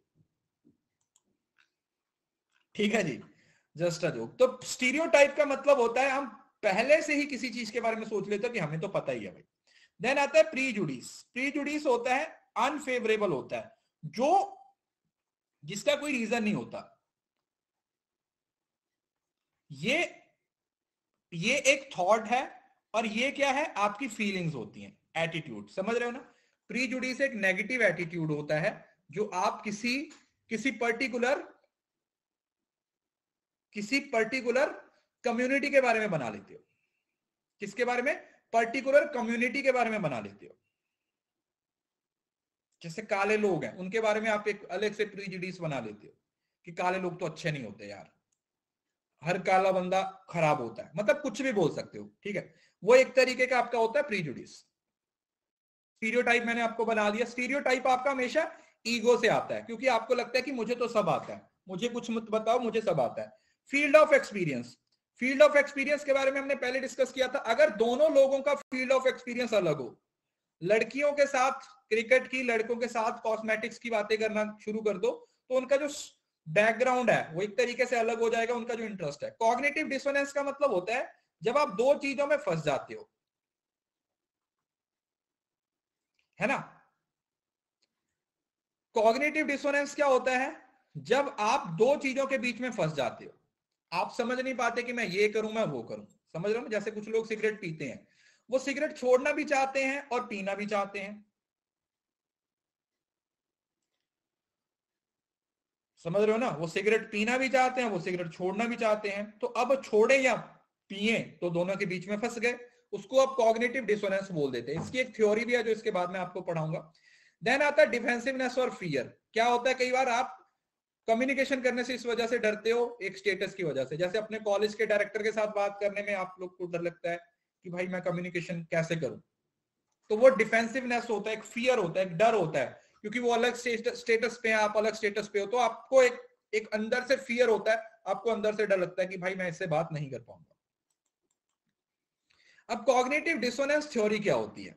कॉग्निटिव डिसोनेंस थ्योरी मैंने आप लोगों को बता दिया, जब दो चीजों के बीच में फंस के रह जाते हो, जब दो चीजों के बीच मतलब दो सिचुएशन आप लोगों के सामने है, एक वो वाली जो फेवरेबल है, एक वो वाली और अनफेवरेबल है, तो आप डिसाइड नहीं कर पा रहे हो कि मुझे कहां पर जाना है, फेवरेबल वाली साइड पे जाना है या अनफेवरेबल वाली साइड पे जाना है। अब दोनों के बीच में क्या हो गए, एकदम से फंस गए।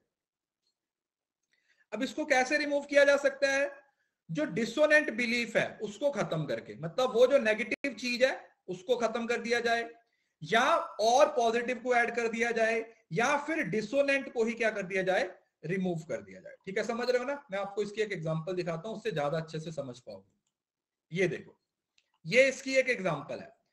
मतलब आपके जो एक्शन और बिलीफ है ना, उसमें इनकंसिस्टेंसी हो गई, मतलब आप करना कुछ चाह रहे हो और सोच कुछ और रहे हो। ठीक है, जो आपके दिमाग में है वो कुछ और है, जो आप कर रहे हो वो कुछ और है, जिससे आपके दिमाग में क्या आता है, डिसोनेंस आ जाता है। जैसे देखो, you should not be stealing those office supplies, what the big deal, you deserve to get some privilege sometimes, cognitive dissonance example. उसका इस साइड वाला बंदा बोलता है कि तुझे ऑफिस में से चोरी नहीं करनी चाहिए, इस साइड वाला बोलता है कोई दिक्कत नहीं है, कर ले, इतना तो तू डिजर्व करता है। समझ रहे हो ना? ऐसा बोल रहा है वो। इस साइड वाला बोल रहा है कि मत कर, इस साइड वाला बोला कर, तो ये बीच वाला क्या करना शुरू कर दिया। Is it clear? So this is the best example जिसमें आप दो चीजों के बीच में फंस के रह जाते हो कि ये मैं करूं या मैं वो करूं, और फिर उसके बीच में आप एक चीज को डिसाइड कर देते हो कि ठीक है यार कर देते हैं, कोई बात नहीं, निपटा देते हैं। क्या कर देते हैं? निपटा देते हैं। फील्ड ऑफ एक्सपीरियंस वही है कि जिस चीज में आपका इंटरेस्ट नहीं है उसमें आप अच्छे से कम्युनिकेशन भी नहीं करोगे। प्रोजेक्शन, प्रोजेक्शन का मतलब होता है जब आप अपनी प्रॉब्लम्स के लिए किसी दूसरे बंदे को क्या करना शुरू कर देते हो, ब्लेम करना शुरू कर देते हो। Other feelings to other person. ठीक है, आपका दिल टूटा है तो आप उसके लिए दूसरों को ब्लेम करना शुरू कर देते हो। प्राइमेसी और recency, first impression count, the most recent thing you see और रिमेंबर। प्राइमेसी और रिसेंसी का मतलब होता है जो चीज आपने रिसेंटली देखी होती है ना, उसका आप पे बहुत प्रभाव पड़ता है। मतलब first expression is the last expression, जैसे बोलते हैं ना, first expression is the last expression. पहला जो एक्सप्रेशन होता है वो एक आपके दिमाग में क्रिएट कर देता है किसी पर्सन के बारे में, तो आप उस बंदे के बारे में उस तरीके से सोचना शुरू कर देते हो। सिलेक्टिव परसेप्शन का मतलब होता है जब आप किसी पर्टिकुलर, सिलेक्टिव परसेप्शन मतलब आप उतना ही परसीव करना चाहते हो जिससे आपका मतलब बनता है। इसकी मैंने एग्जांपल आपको पहले भी दी थी। जैसे आप लोगों ने देखा होगा इंडिया में ना बाबा कल्चर बहुत है, समझ रहे हो ना? अगर आप में से कोई बाबा को मान रहा है तो सॉरी, बट जो सच है वो सच है। इंडिया में बाबा का कल्चर बहुत है, लोग इतने बेवकूफ हैं किसी को भी भगवान मान के बैठ जाते हैं। बाबा जी बाबा जी बाबा जी, है ना? आश्रम मूवी देखी है, वेब सीरीज देखी है? नहीं देखी है तो देख लो। आप भी किसी बाबा बाबा को मानते हो तो मानना छोड़ दोगे। समझ रहे हो ना? तो वो सिलेक्टिव परसेप्शन होती है। बी के शिवानी बेटा, वो नहीं बोल रहा हूं यार, मेंटर और बाबाओं में फर्क होता है। बाबा वो लोग होते हैं जो आपको भटकाते हैं, जो आपको भड़काते हैं। समझ रहे हो ना? वो बीके शिवानी कुछ गलत थोड़ी करती है, वो तो आपको अच्छी बातें सिखाती है। इवन के मैंने कभी कभी देख लेता हूँ उसको, अच्छी बात करती है वो, उसमें वो गलत नहीं है।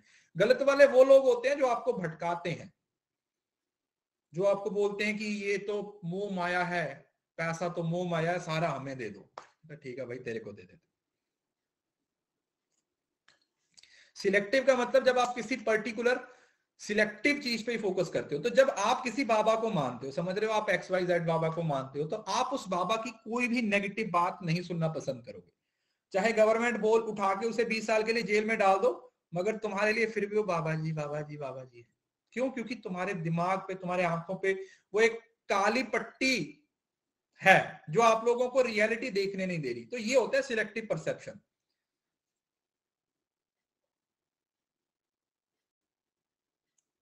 प्रोजेक्शन बैरियर कैसे हुआ? अब अपनी बात किसी के साथ कम्युनिकेशन कर रहे हो और उसे ही ब्लेम कर रहे हो, तो आप अपने मतलब आप अपने अपने आपे में नहीं हो, ऐसा बोल सकते हो। फिल्टरिंग, फिल्टरिंग के बारे में मैंने आप लोगों को पहले ही बताया था। फिल्टरिंग में क्या होता है, लोग लोग क्या करते हैं, मैसेज को फिल्टर कर देते हैं। कई बार क्या होता है, जैसे बॉस की सेवा के लिए किया जाता है ना, लोग बॉस के बारे में सिर्फ अच्छी अच्छी बातें बोलते हैं, सर आप तो बहुत अच्छे हो, सर आप बहुत अच्छे हो, सब बहुत अच्छे हो।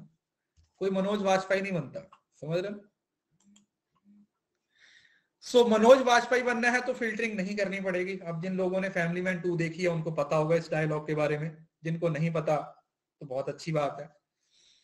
सो फिल्टरिंग में क्या होता है कि आप सामने वाले तक उतना ही मैसेज जाने देते हो जिससे आपका मतलब होता है, उतना जिससे आपका मतलब होता है, चापलूसी वाला, ठीक है, तो वो वाला फिल्टरिंग होता है। फिल्टरिंग में क्या होता है, इंफॉर्मेशन को मैनिपुलेट कर दिया जाता है, कई बार इंटेंशनल होती है और कई बार अनइंटेंशनल भी होती है, इनकोडिंग भी हो सकती है, डिकोडिंग, अलग अलग तरीके का ये बैरियर हो सकता है। सिलेक्टिव परसेप्शन जैसे ये बताया ना, आई नो इट सिंड्रोम बोल देते हैं, it was a waste of time, it's also exhibit selective perception when does not apply full mind और कम्युनिकेशन सिचुएशन। समझ रहे हो ना, are you getting the point? Selective perception का मतलब आप सिर्फ उतना ही देखना चाहते हो जितना देखने में आपका इंटरेस्ट है। समझ रहे हो? कई बार कुछ लोग होते हैं वो सिर्फ पूरी मूवी नहीं देखते हैं, वो सिर्फ 5 मिनट की मूवी देख के आते हैं, पता नहीं क्यों देखते हैं, उनकी सिलेक्टिव परसेप्शन उतनी है। 3 घंटे की मूवी में सिर्फ 5 मिनट देखने के लिए जाते हैं और वो अपने दोस्त को बोल देते हैं भाई 1 घंटा 55 मिनट पे मेरे को कॉल कर देना, मैं आ जाऊंगा, मेरे को उतनी मूवी देखनी है ना। कुछ लोग ऐसे होते हैं। तो ये सिलेक्टिव परसेप्शन इसी वजह से बनती है, क्यों? क्योंकि आपके दिमाग में सिंड्रोम, मतलब एक तरीके से आप बोल सकते हो बेटा सिंड्रोम एक बीमारी की तरह होता है ना, जैसे उतना ही, मतलब समझ रहे हो ना। सिंड्रोम को हिंदी में क्या बोलते हैं यार, सिंड्रोम को हिंदी में क्या बोलेंगे? अब इसको एक बार गूगल पे कर लेना यार, सिंड्रोम बीमारी वगैरह के लिए, हाँ, एलिमेंट की तरह यूज किया जाता है, मेंटली प्रॉब्लम। तो ये सिलेक्टिव परसेप्शन। सिलेक्टिव परसेप्शन का मतलब why do react to the same message in different way, because our perception is affect our needs, attitude and other psychological factors. A teacher may have a favourite students. देखो class में एक teacher की favourite student हो सकते हैं ना, class में होते हैं टीचर के कुछ फेवरेट स्टूडेंट्स होते हैं, तो उनको वो ज्यादा अच्छे से बिहेव करते हैं, उनके साथ उनको डांटेगे भी नहीं, तो ये सिलेक्टिव परसेप्शन की एग्जांपल है। समझ रहे हो ना? चमचे, हाँ, कुछ लोग उसको चमचे बोलते हैं, हम भी चमचे ही बोलते थे क्योंकि हम किसी के फेवरेट नहीं थे, है ना। हम उनको चमचे बोलते हैं क्योंकि हमें किसी ने फेवरेट नहीं बनाया ना, हम तो सभी को जहर लगते थे, मगर किसी ने हमें खा के मरे ही नहीं, है ना। हम तो सबको जहर लगते थे, तो भाई कोई हमें खा भी लेता, भगवान के पास तो चला जाता, हमें तो तसल्ली हो जाती, हमें तो प्रूफ मिल जाता कि हम जहर हैं, पर किसी ने खाया ही नहीं है। तो इसका मतलब सिलेक्टिव परसेप्शन का मतलब भी ये है कि आप उतना ही सुनना चाहते हो, उतना ही देखना चाहते हो जिसमें आपका मतलब है, जिसमें आपका कोई ना कोई मतलब है, बस जिसमें आपका कोई मीनिंग है। ठीक है जी। स्टाइल, कुछ लोगों का स्टाइल अलग होता है कम्युनिकेशन करने का, है ना। स्टेटस रिलेशनशिप के बारे में हम पहले बात कर चुके हैं। पुअर अटेंशन और रिटेंशन, कुछ लोग किसी बात पे अटेंशन ही कम देते हैं, कुछ लोग उसको सुन तो लेते हैं, रिटेंशन उनकी रेशियो कम होती है, इन अटेंशन कुछ ध्यान ही नहीं देते हैं। ठीक है, ये सब नॉर्मल से पॉइंट्स हैं। Undue importance of written words, कुछ लोग होते हैं जो जैसे क्लास में होता है ना, कुछ बच्चे स्टार्टिंग में, जब आप में से कुछ बच्चे आए थे, जब आप स्टार्टिंग में कुछ कुछ बच्चे आए थे, तो वो क्या करते थे, वो एक एक वर्ड के बारे में पूछते थे कि सर इस लाइन में ये क्या लिखा हुआ है। जब मैंने उनको बाद में समझाया था कि हमें सिर्फ चीज को समझना है, हमें पेपर में लिख के नहीं आना। जैसे अभी भी मैं कौन सा आपको अंदर पढ़ के दिखा रहा हूं, है ना, खुद से पढ़ोगे आप, सिर्फ मैं आपको मेन पॉइंट बता रहा हूं कि ऐसा है, इसके अंदर ये है। क्लोज्ड माइंड, कुछ लोग होते हैं जिनकी लिमिटेड सोच होती है, उससे ज्यादा आगे सोच ही नहीं सकते। जैसे गांव में लोग होते हैं, है ना, लड़कियों पे बहुत सारी फाउंडेशन लगा दी जाती है, ऐसे कपड़े नहीं पहनने हैं, बाहर नहीं जाना है, घूमने नहीं जाना है, मूवी देखने नहीं जाना है। तो ये क्लोज्ड माइंडेड भी एक बहुत बड़ा बैरियर बनता है कम्युनिकेशन में, this is also a barrier. और स्टेट ऑफ हेल्थ, कई बार आपकी तबीयत अच्छी नहीं है तो। लिंग्विस्टिक और कल्चरल बैरियर, ठीक है, ये सिंपल सी बात है, आपको मेरी बात समझ नहीं आई, मुझे आपकी बात नहीं समझ आई, बोलो जय माता दी, बात ही खत्म होगी। आपको मेरी नहीं समझ आई, मेरे को आपकी नहीं समझ आई, कम्युनिकेशन क्या खाक होगा? क्या ही कम्युनिकेशन होगा, बताओ जरा मेरे को। जब हमें एक दूसरे की बात ही नहीं समझ आ रही तो क्या ही कम्युनिकेशन होगा, फिर तो जय माता दी होगी, और क्या होगा? अंडरस्टैंडिंग ही नहीं है, मेरे को तुम्हारी समझ नहीं आ रही, तुम्हें मेरी समझ नहीं आ रही, खत्म करो।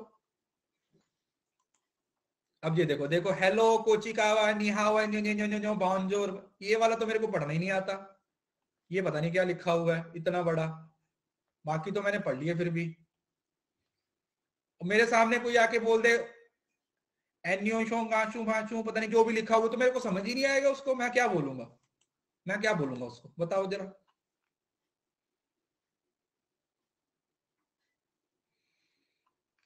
जब मुझे थोड़ी ना पता मैं उसके कान के नीचे दे दूं कि मुझे तू गाली दे रहा है। समझ रहे हो ना? तो this is linguistic, this is cultural barriers, ये कल्चर के बैरियर्स होते हैं। ये तो सही है, इसने तो मूवी ऐसा ही बनाया, कोची क्या हुआ, ये देखो, है ना? आंखें बंद है इसकी, पता नहीं कोची का हुआ बोलने के लिए आंखें बंद करनी पड़ती हैं। ये कौन सी लैंग्वेज का, पूछ लो उनको कैसे बोला जाता है, ये मुंह बंद करना पड़ेगा, आंखें बंद करनी पड़ेंगी।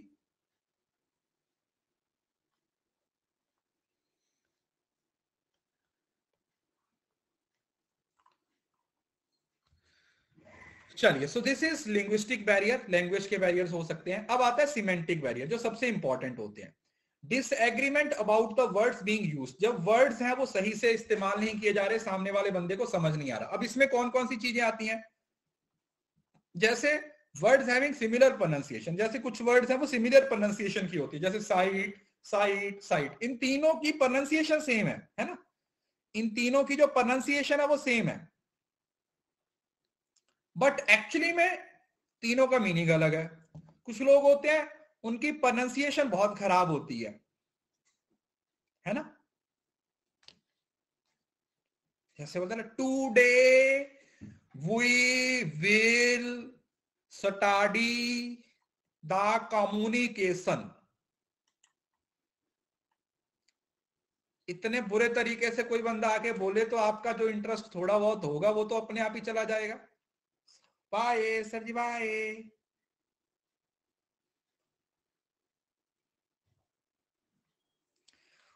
रॉन्ग इंटरप्रिटेशन, अब देखो अलग अलग जगह पे अलग अलग मीनिंग होता है। जैसे तुम्हारे 22 22 का मतलब 22 होता है, और पंजाब में आ गए तो भाई आप अपने दोस्त को, अपने छोटे बड़े भाई को बोल देते हो भाई। भाई कल्चर बहुत चलता है हमारे पंजाब में, ठीक है? समझ रहे हो ना? तो ये टेक्निकल लैंग्वेज है, टेक्निकल लैंग्वेज है। हर हर हर जैसे अभी देखो माउस है, ये वाला। अब मैं बिल्ली के सामने रख दूंगा तो खा जाएगी उसे, मैं तो बोलूंगा ये माउस है, खा ले। बिल्ली को थोड़ी ना पता है कि ये माउस है,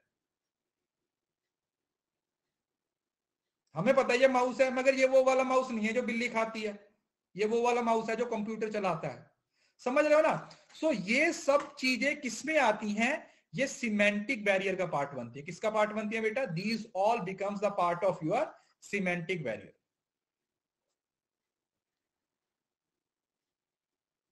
semantic barriers, that is the part of your semantic barriers. ठीक है जी। सो सिमेंटिक बैरियर में मुझे लगता है आपको समझ, ये देखो, words with different meaning, faulty translation, translation अच्छी नहीं हुई है, अनक्लियर एजम्पशन। जैसे मैंने बताया था ना कि मैं आम आदमी हूं, इसको इंग्लिश में ट्रांसलेट किया I am a mango man.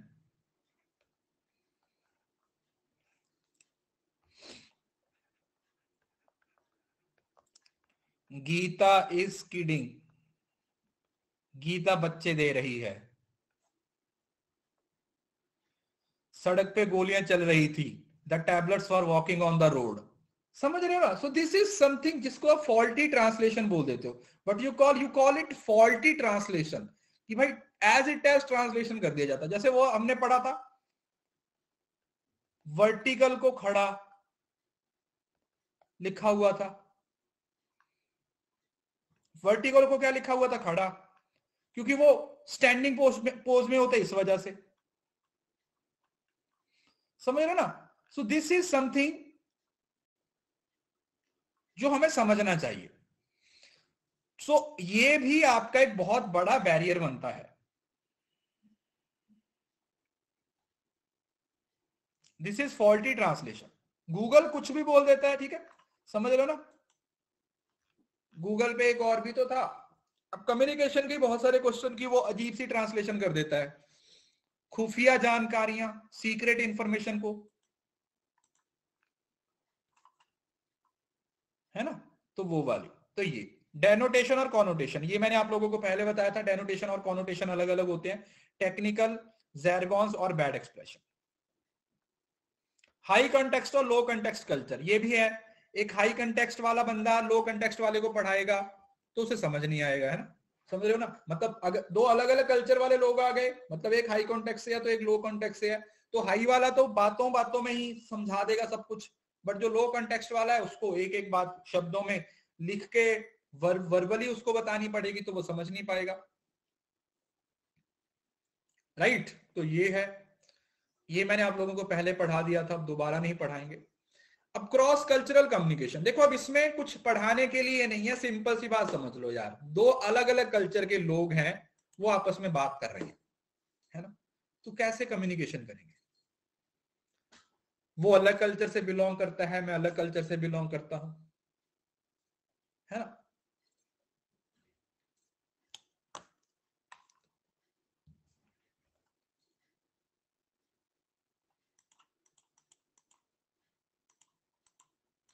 So this is what cross cultural communication की वजह से बहुत बड़े एरर्स आ जाते हैं, जैसे national language, value, norm, social relationship, concept of time, concept अलग अलग होता है हर कल्चर का, तो ये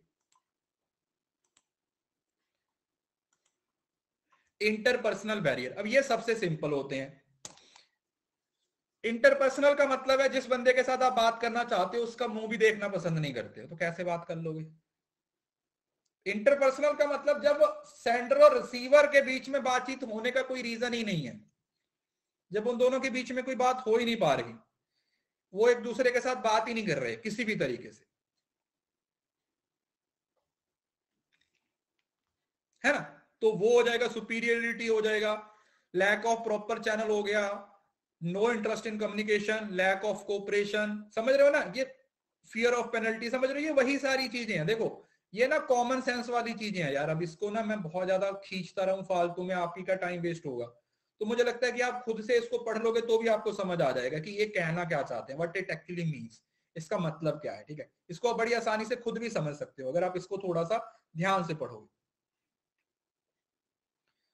ठीक है। तो ये हॉलो इफेक्ट, हॉलो इफेक्ट का मतलब होता है जब आप किसी बंदे के एक पॉजिटिव पॉइंट को पकड़ के पूरी पर्सनैलिटी को पॉजिटिव मान लेते हो, समझ रहे हो ना।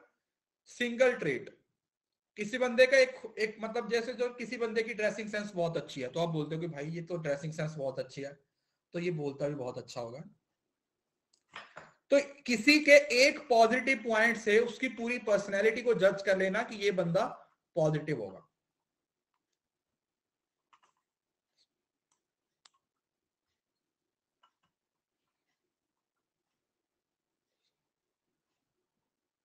है ना। आप आप आप बस स्टैंड पे बैठे हो, बस स्टैंड पे बैठे हो, अच्छा शूज के बारे में मैं आप लोगों को बता देता हूं। आपको ना जो शूज पहनने चाहिए वो अच्छे पहनने चाहिए, मैं आपको एक इसका रीजन बताता हूं। ज्यादातर लोग आपके शूज को देखते हैं पहले, तो अगर आपने गंदे शूज पहने हैं या आपने सही शूज नहीं पहने हैं तो एक अलग तरीके की परसेप्शन जाती है आपके बारे में, मतलब आपकी ड्रेसिंग सेंस काफी कुछ कहती है।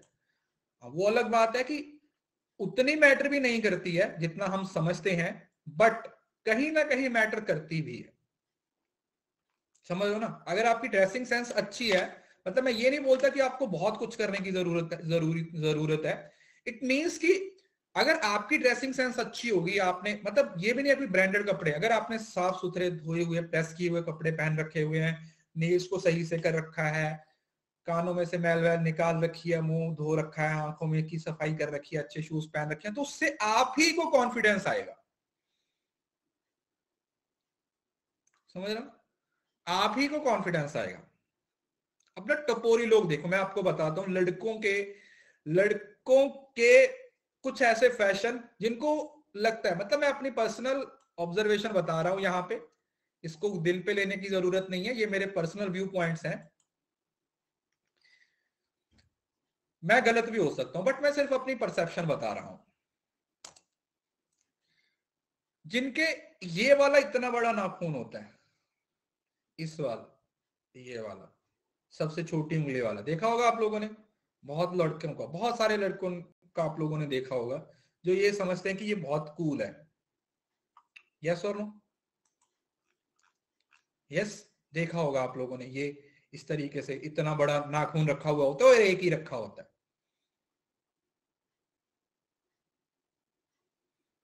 बहुत बहुत बड़ा नाखून जो रखा हुआ होता है। एक तो ये वाला आप लोगों को देखा होगा। एक आजकल ना वो बेल बॉटम जो जीन्स है ना, जो स्ट्रेट जीन्स है, उसका बहुत क्रेज है। मुझे नहीं पता पूरे इंडिया में या सिर्फ पंजाब में ही है। पर्सनल चॉइस है कि किसी पर्सनल पर्सनल लेवल पे चॉइस होती है कि आपको वो अच्छा लगता है या नहीं। हर जगह पे है, मुझे नहीं पता हर जगह पे है। मैंने सिर्फ पंजाब में इस चीज को नोट किया, और वो भी कभी जब मैं बाहर जाता हूं तो वहां पे देखता हूं। तो कुछ लोगों को लगता है यार वो बहुत कूल लगता है, बट आप खुद देखोगे इतना अजीब लगता है वो, है ना? मुझे तो थोड़ा अजीब लगता है वो। मुझे थोड़ा थोड़ा नहीं, मतलब मेरे को बहुत ही अजीब लगता है। इतनी मतलब इससे अच्छा तो वो लड़कियों वाले पहन लो ना, वो क्या होते हैं, प्लाजो। बेल बॉटम वाली पहनी है तो प्रॉपर लड़कियों वाला प्लाजो ही पहन लो ना, वो तो उससे भी ज्यादा ऐसे होता है ना? वो ज्यादा अच्छा नहीं लगेगा, है ना? मैं अपने पर्सनल ओपिनियन बता रहा हूँ, वैसे तो हर बंदे की अपनी चॉइस है। तो वो वाला है ना, तो कुछ इस तरीके से होता है। तो ये हॉलो इफेक्ट का मतलब फर्स्ट इंप्रेशन ही जब आपका गलत हो गया तो। अब इसके ऑपोजिट होता है हॉर्न। हॉर्न में एक नेगेटिव इफेक्ट से आप पूरी इमेज को नेगेटिव बना देते हो। जैसे हॉलो में एक पॉजिटिव इफेक्ट से आप उसको पॉजिटिव बना देते हो, उसी तरीके से हॉर्न में एक नेगेटिव से, जैसे कोई बंदा सिगरेट पी रहा है तो आप बोलते हो ये तो बहुत ही खराब बंदा होगा। हो सकता है भाई वो कोई स्कॉलर हो सकता है उसमें एक बुरी आदत हो, बाकी सारी अच्छी हो। तो हॉर्न उसके ऑपोजिट होता है। हॉर्न उसके ऑपोजिट होता है, आप किसी की एक नेगेटिव क्वालिटी के बेसिस पे उसकी पूरी पर्सनैलिटी को नेगेटिव मान लेते हो कि ये तो बंदा ही बहुत खराब है, ये तो सबसे खराब बंदा है ना? कॉन्ट्रास्ट का मतलब होता है रीसेंट वाला। रीसेंट मतलब आप किसी पर्सन से रिसेंटली मिले और आपके दिमाग में उसकी एक इमेज है, वो छप गई है, और फिर नेक्स्ट बंदे को जज करने के लिए भी आप वही पैरामीटर को रखते हो जो पहले वाले बंदे का। समझ रहे हो ना? कॉन्ट्रास्ट या रीसेंसी एरर भी बोलते हैं इसको। रीसेंसी एरर, रीसेंसी जो रिसेंट हुआ, रिसेंट अभी किसी पर्सन को मिले आप, उसकी एक इमेज आप लोगों के दिमाग में है, तो आप दूसरे बंदे में भी उसी तरीके के कैरेक्टरिस्टिक्स, दूसरे बंदे में भी उसी तरीके के फीचर्स ढूंढना शुरू कर देते हो। Right? Technical aspects in the communication usually fail can be understood. ठीक है, मेटा कम्युनिकेशन के बारे में हम बात कर चुके हैं। मैकेनिकल बैरियर्स, देखो मैकेनिकल बैरियर्स आपके कौन से बैरियर्स होते हैं? मैकेनिकल बैरियर्स जो आप लोगों के टेक्निकल एरर्स होते हैं, समझ रहे हो ना? मशीन से रिलेटेड जो एरर्स होते हैं, जो मशीन से रिलेटेड एरर होते हैं। जैसे एक दिन क्या हुआ था, मेरा ये वाला काम करना बंद कर दिया था, है ना? उस क्लास में शायद आप थे जिस दिन ये वाला लैप इसने इसने काम करना बंद कर दिया था। ठीक है, हमने बीच में क्लास बंद कर दी थी क्योंकि मैं लिख नहीं पा रहा था, है ना? तो इस तरीके से जो मशीन्स के एरर्स हो जाते हैं, समझ रहे हो ना? कई बार आप लोगों ने देखा होगा आपके टीवी पे आपकी दादी अम्मा वाला सूट बन जाता था, वो पुराने चेक वाला, काला सफेद बन जाता था, बन जाता है ना? तो इस तरीके के जो मशीन से रिलेटेड एरर्स होते हैं उसको आप क्या एरर्स बोल देते हो? That's what you call mechanical error, है ना? ये तब होता था ना ज्यादातर, तो जब आप पुराने टाइम पे वो देखते थे ना, वो शटर वाला टीवी होता था ना आपके घर में, खड़ खड़ खड़ खड़ खड़ खड़ खड़ खड़ खड़ खड़ ऐसे खुलता था, जो होता था ना पुराने में, उसमें होता था। उसमें ऐसे आवाज एक वो जो मतलब स्क्रीन होती थी वैसे गंदी जो हो जाती थी, तो उसे 2-3 थप्पड़ मारते थे और वो सही भी हो जाता था, है ना? उसे फिर आप 2-3 थप्पड़ भी मारते थे फिर वो सही हो जाता था। हमारे घर में, क्योंकि मेरे पापा पहले टीवी वगैरह का रिपेयर करते थे, तो हमारे घर में ना ये पड़े ही रहते थे। हमारे घर पे बहुत टीवी होते थे। हमारे घर पे टीवी टीवी पड़े हुए होते थे, चलता कोई नहीं था उसमें से, जो चलता था वो ले जाते थे, सब खराब पड़े हुए होते थे। तो जो चल गया वो तो बंदा लेके जाएगा जिसने ठीक ठीक करने के लिए दिया। 15 टीवी पड़े हुए, चलता कोई भी नहीं है, जो चल जाता था पापा को बोलते थे पापा एक दिन रखो, कल देना उसे। बोलते चलो ठीक है, आज तुम देख लो, है ना। तो ऐसा होता था हमारे घर पे। चलिए ठीक है, तो ये आप लोगों के मैकेनिकल एरर्स होते हैं जो बच्चे, जो मशीन से रिलेटेड हो सकते हैं। कई बार टीवी की स्क्रीन है वो ब्लर हो जाती है, कई बार न्यूज़पेपर में आपका जो इंक है वो अच्छे से फैली नहीं होती है, कई बार आप टेलीफोन पे आपको सही से आवाज सुनती नहीं। एक सेकंड,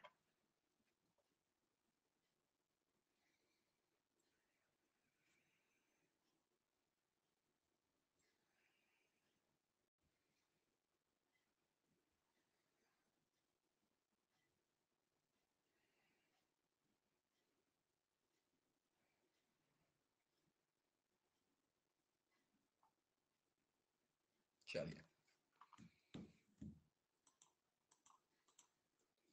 लैंग्वेज परपेचुअल बायसेस, आप किसी चीज के बारे में पहले से परसेप्शन बना लेते हो। इम्पर्सनल रिलेशन, कल्चरल डिफरेंस, ठीक है, वही सारी चीजें हैं। अब्स्ट्रैक्टिंग, अब्स्ट्रैक्टिंग को आप सिलेक्टिव हियरिंग बोल देते हो, जैसे आप सिर्फ उतना ही सुनना चाहते हो, जैसे सिलेक्टिव परसेप्शन था ना, जैसे सिलेक्टिव परसेप्शन था वही है अब्स्ट्रैक्टिंग का मतलब, सिलेक्टिव हियरिंग, आप उतना ही सुनना चाहते हो जितना आपका इंटरेस्ट है। इमोशनल एटीट्यूड का मतलब क्या, एडिटिंग का मतलब होता है पर्सनल फीलिंग, किसी पर्सन के बारे में आपकी पर्सनल जजमेंट कैसी है, ठीक है। कुछ लोग आपको वैसे ही पसंद नहीं होते ना, कुछ लोग आपको वैसे ही अच्छे नहीं लगते हैं, या कोई टॉपिक आपको अच्छा नहीं लगता है, तो आप उसके प्रति भी क्या करते हो, एक एक अलग परसेप्शन बना लेते हो कि यार ये मुझे अच्छा लगता है या नहीं। देन आता प्रीजुडिस, वो बताया था डिसलाइक करना किसी को क्योंकि वो किसी पर्टिकुलर, समझ रहे हो ना। प्रीजुडिस को आप नेगेटिव टर्म में यूज करते हो, किसी को आप इस वजह से नफरत करते हो, क्यों, क्योंकि वो किसी पर्टिकुलर ग्रुप से बिलोंग करता है। वो क्या करता है, वो किसी पर्टिकुलर ग्रुप से बिलोंग करता है, तो उसको आप प्रीजुडिस बोल देते हो। पैसिव, असर्टिव और अग्रेसिव, ये वाला टॉपिक पहले हो चुका है ना। टाइप्स ऑफ स्पीकर के बारे में हमने बात की थी कि आप कौन से हो। अग्रेसिव जो सिर्फ बोलते हैं, पैसिव जो बेचारे सुनते हैं, और असर्टिव कौन से होते हैं, जो इन दोनों के बीच में आते हैं। असर्टिव कौन से होते हैं, जो इन दोनों कैटेगरीज के बीच में आते हैं, जो सुनते भी हैं और बोलते भी हैं, ठीक है, जो अच्छे स्पीकर होते हैं और अच्छे लिसनर भी होते हैं, जो दोनों कैटेगरीज में आते हैं। अब बैरियर्स को कैसे खत्म किया जा सकता है, फोस्टर गुड रिलेशनशिप, दो लोगों के बीच में अगर रिलेशनशिप अच्छे होंगे तो उसको फोस्टर किया जा सकता है। Purposeful and well focused communication, अगर वेल फोकस्ड कम्युनिकेशन होगा, सुपीरियर सुबॉर्डिनेट के बीच में अच्छा तालमेल बिठाया जाएगा, टेक्निकल लैंग्वेज को अवॉइड किया जाएगा, प्रॉपर फीडबैक होगी और एक्यूरेसी होगी। तो ये सारी चीजों को यूज करके क्या किया जा सकता है, कम्युनिकेशन को अच्छा किया जा सकता है। ठीक है जी, ओके। और क्या है इसमें,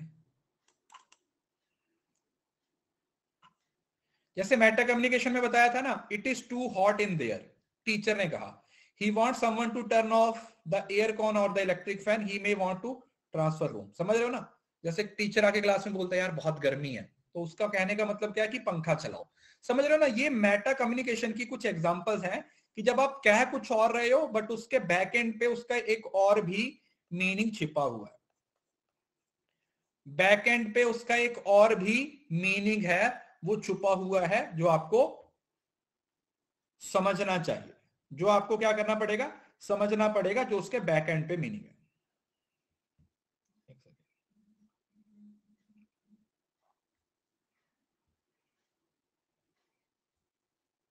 क्लियर है, तो उसको, हाँ ये भी बोल सकते हो, आपकी मम्मी आपसे पूछती है झाड़ू कहाँ है, तो चुपचाप उठा के लगा दिया करो, वरना मम्मी आपको लगा देगी। तुम जमीन को लगा दोगे तो बच जाओगे, नहीं तो मम्मी तुम्हें लगा देगी।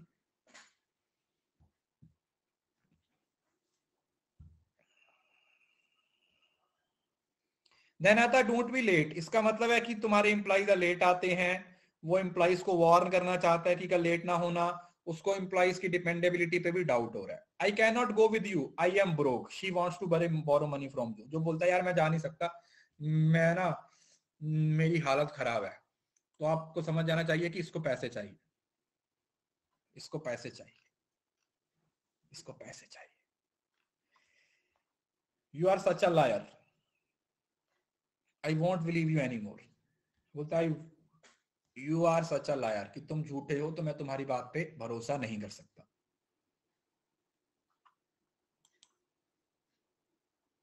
ठीक है, तो ये हो जाएगा। उसके बाद आता है हमारे पास 7 traditions in the field of communication.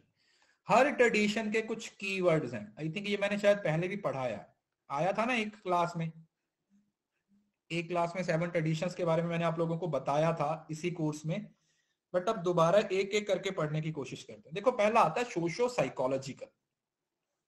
ज्यादा डिटेल में नहीं जाना, सिर्फ कीवर्ड्स को याद रखना। सोशो साइकोलॉजिकल का मतलब हुआ communication is theorized as expression, interaction and influence. Cause and effect relation can be discovered through careful systematic observation. Socio psychological का मतलब क्या हुआ कि कम्युनिकेशन है वो एक्सप्रेशन, इंटरेक्शन और इन्फ्लुएंस के थ्रू होता है। कैसे होता है? कम्युनिकेशन में आप एक्सप्रेस करते हो, आप इंटरेक्ट करते हो एंड इन्फ्लुएंस करते हो। मतलब एक तरीके से सोसाइटी की बात हो रही है, सोसाइटी के बारे में बात की जा रही है। साइबरनेटिक्स में आप लोगों ने याद रखना है, साइबरनेटिक्स में इंफॉर्मेशन प्रोसेसिंग की बात हो रही है और इसका जो कीवर्ड होता है वो फीडबैक होता है। कीवर्ड क्या है इसका? फीडबैक। याद रखिएगा, साइबरनेटिक ट्रेडिशन है जो कि इंफॉर्मेशन को प्रोसेस करने के बारे में बात करता है, इंफॉर्मेशन को प्रोसेस करने के बारे में बात करता है। और प्रोसेस्ड इंफॉर्मेशन में एक कीवर्ड आता है जिसको आप क्या बोलते हो? That is feedback. एक कीवर्ड आता है जिसको आप फीडबैक का नाम दे देते हो, you call it feedback, right. Then आता है रिहोट्रिक ट्रेडिशन, रिहोटोरिकल ट्रेडिशन। इसके बारे में तो आप लोगों को पहले ही बताया। रिहोटोरिकल का मतलब होता है प्रैक्टिकल आर्ट ऑफ डिस्क्लोजर, जिसमें आप सामने वाले को किसी काम को करने के लिए परसुएड कर रहे हो, आप चाहते हो कि वो वाला बंदा ये काम करे। देन आता है सिमियोटिक ट्रेडिशन। सिमियोटिक से आप लोग क्या याद रखोगे?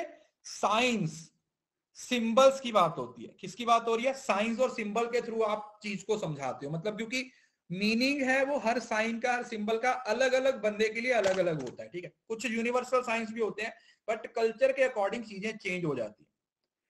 क्या होता है? तो कल्चर की जो साइंटिफिक स्टडी है, जो सिंबल्स की साइंटिफिक स्टडी है, वो इसका पार्ट बनती है। देन आता सोशो कल्चर। सोशो कल्चर का मतलब है reproduction of social order. Reality is socially constructed. जो रियलिटी है वो कैसे कंस्ट्रक्ट होगी? जो कल्चर है उसको सोसाइटी के द्वारा बनाया जाएगा। कैसे बनेगा? सोसाइटी के द्वारा बनाया जाएगा। माइक्रो लेवल इंटरेक्शन प्रोसेस, लोग आपस में बात करेंगे, सोसाइटी में लोग आपस में बातचीत करेंगे। यस, पारंपरिक तरीके से सोशो कल्चरल ट्रेडिशन में बनाया जाता है। और ये जो है क्रिटिकल ट्रेडिशन, जैसे क्रिटिकल एवोल्यूशन बताया था ना, जिसमें आप सोसाइटी को जज करते हो, समझ रहे हो ना। सोशल जस्टिस, क्या सोशल जस्टिस की बात की जाती है।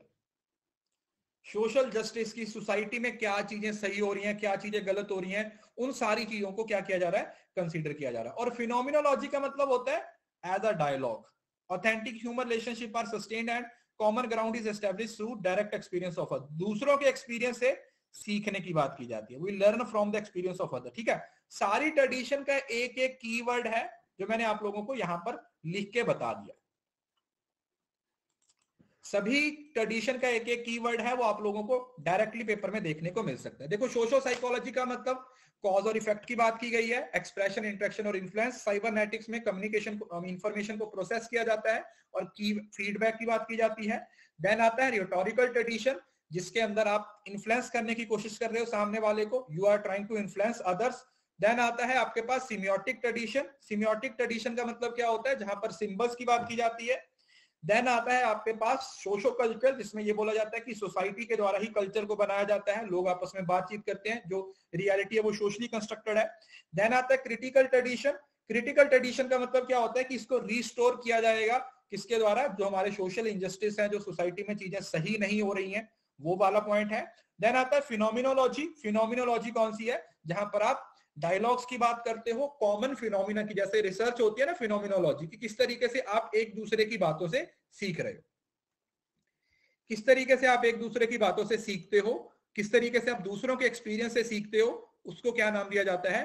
That is phenomenology tradition.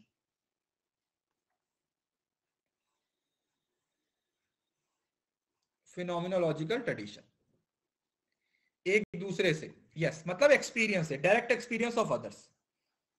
वो याद है ना, फिनोमिनोलॉजी में आप लोगों को बताया था कि एक ही कॉमन फिनोमिना था, उसको अलग अलग लोग कैसे एक्सपीरियंस कर रहे हैं। एक ही कॉमन फिनोमिना था और उसको अलग अलग लोग किस तरीके से एक्सपीरियंस कर रहे हैं। कोविड वाली सिचुएशन के बारे में हमने बात किया था। एक सेकंड,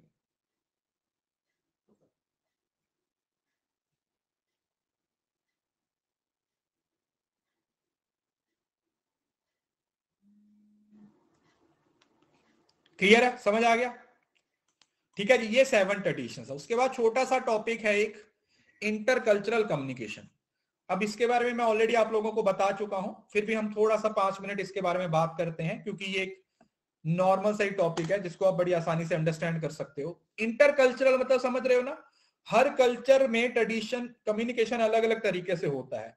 तो हर कल्चर के कम्युनिकेशन, या दो अलग अलग कल्चर के लोग जब आपस में कम्युनिकेशन करते हैं, तो वहां तक कम्युनिकेशन कैसे होता है और उसको किस तरीके से सही किया जा सकता है। जैसे ये वाला हेलो, मरहबा, हाय, होला, हेज, हालो, सालूट, मतलब ये वही जो चीज हमने पहले डिस्कस की है। तो इंटरकल्चरल कम्युनिकेशन जो क्रेडिट है वो एडवर्ड टी हॉल को जाता है, जिसने साइलेंट लैंग्वेज अपनी बुक लिखी थी। उसने क्या फोकस किया था कि इंटरकल्चरल कल्चरल कम्युनिकेशन में फोकस किस पे है कि किस तरीके से लोग अपनी बात को बता रहे हैं। सिस्टेमैटिक तरीके से लोग एक दूसरे के साथ बात करेंगे, और अगर हम कोशिश करेंगे तो एक दूसरे के कल्चर से सीख के कम्युनिकेशन किया जा सकता है। ठीक है, इंटरकल्चरल कम्युनिकेशन को आप ऐसा नहीं है कि सिर्फ आप इसको एक बैरियर ही मानोगे, इंटरकल्चरल कम्युनिकेशन को एज अ लर्निंग एक्सपीरियंस मान के चलो कि हम आपके कल्चर से कैसे सीख सकते हैं, आप हमारे कल्चर से कैसे सीख सकते हैं। How we can learn from each other, हम एक दूसरे से कैसे सीख सकते हैं। How we can learn from each other, हम एक दूसरे से किस तरीके से सीख सकते हैं। That's all about intercultural communication. Better understanding your own identity, अगर आप इंटरकल्चरल कम्युनिकेशन का पार्ट बनते हो तो आपको अपनी आइडेंटिटी के बारे में पता चलता है। सोशल और जो पर्सनल इंटरेक्शन है वो होती है।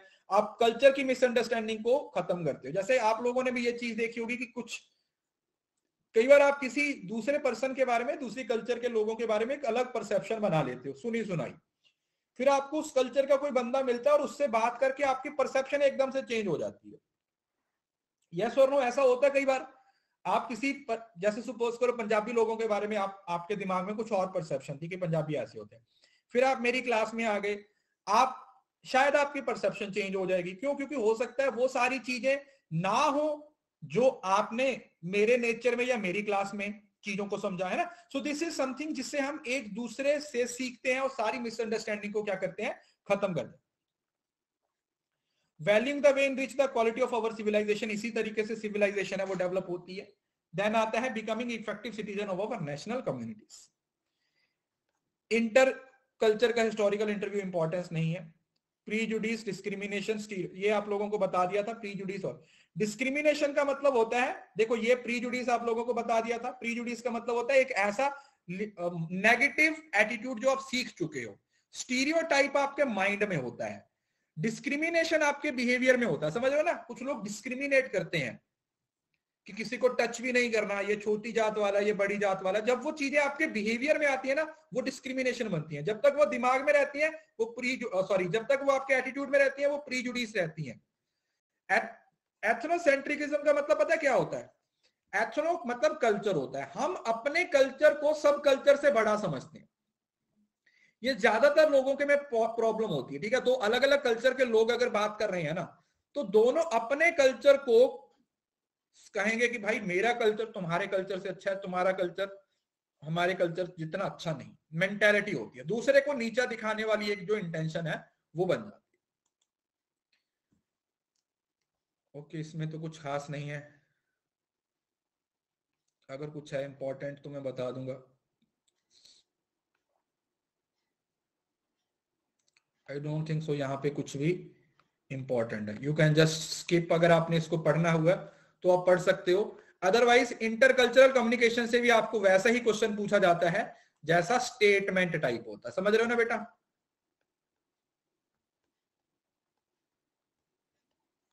स्टेटमेंट टाइप होता है, समझ रहे हो ना? और इसमें आप जितना मर्जी पढ़ लो, पेपर में जो क्वेश्चन आएगा वो सिर्फ और सिर्फ आपका दिमाग चेक करेगा।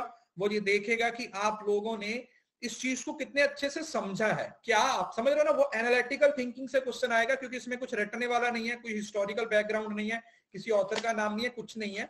इसमें जो पूरी कहानी है वो ये सिर्फ यही है कि आप इंटरकल्चरल कम्युनिकेशन को कैसे समझते हो, उसको कैसे अंडरस्टैंड करते हो, और उसके बेसिस पे आपको अगर क्वेश्चन पूछा जाएगा तो उसको आप कैसे आंसर करते हो। ठीक है जी? Okay, so that's all for communication. Teaching अभी खत्म नहीं हुआ बेटा, टीचिंग की 3-4 क्लासेस हैं, वो मैं ऐड करवा दूंगा। तो पहले कम्युनिकेशन खत्म करना था मुझे, अब टीचिंग खत्म करेंगे 2-3 क्लासेस करके, फिर साथ ही साथ हमारा आईसीटी भी खत्म हो जाएगा। तो 10 तक ये तीनों खत्म हो जाएंगे, 10 तक ये तीनों खत्म हो जाएंगे। ठीक है जी?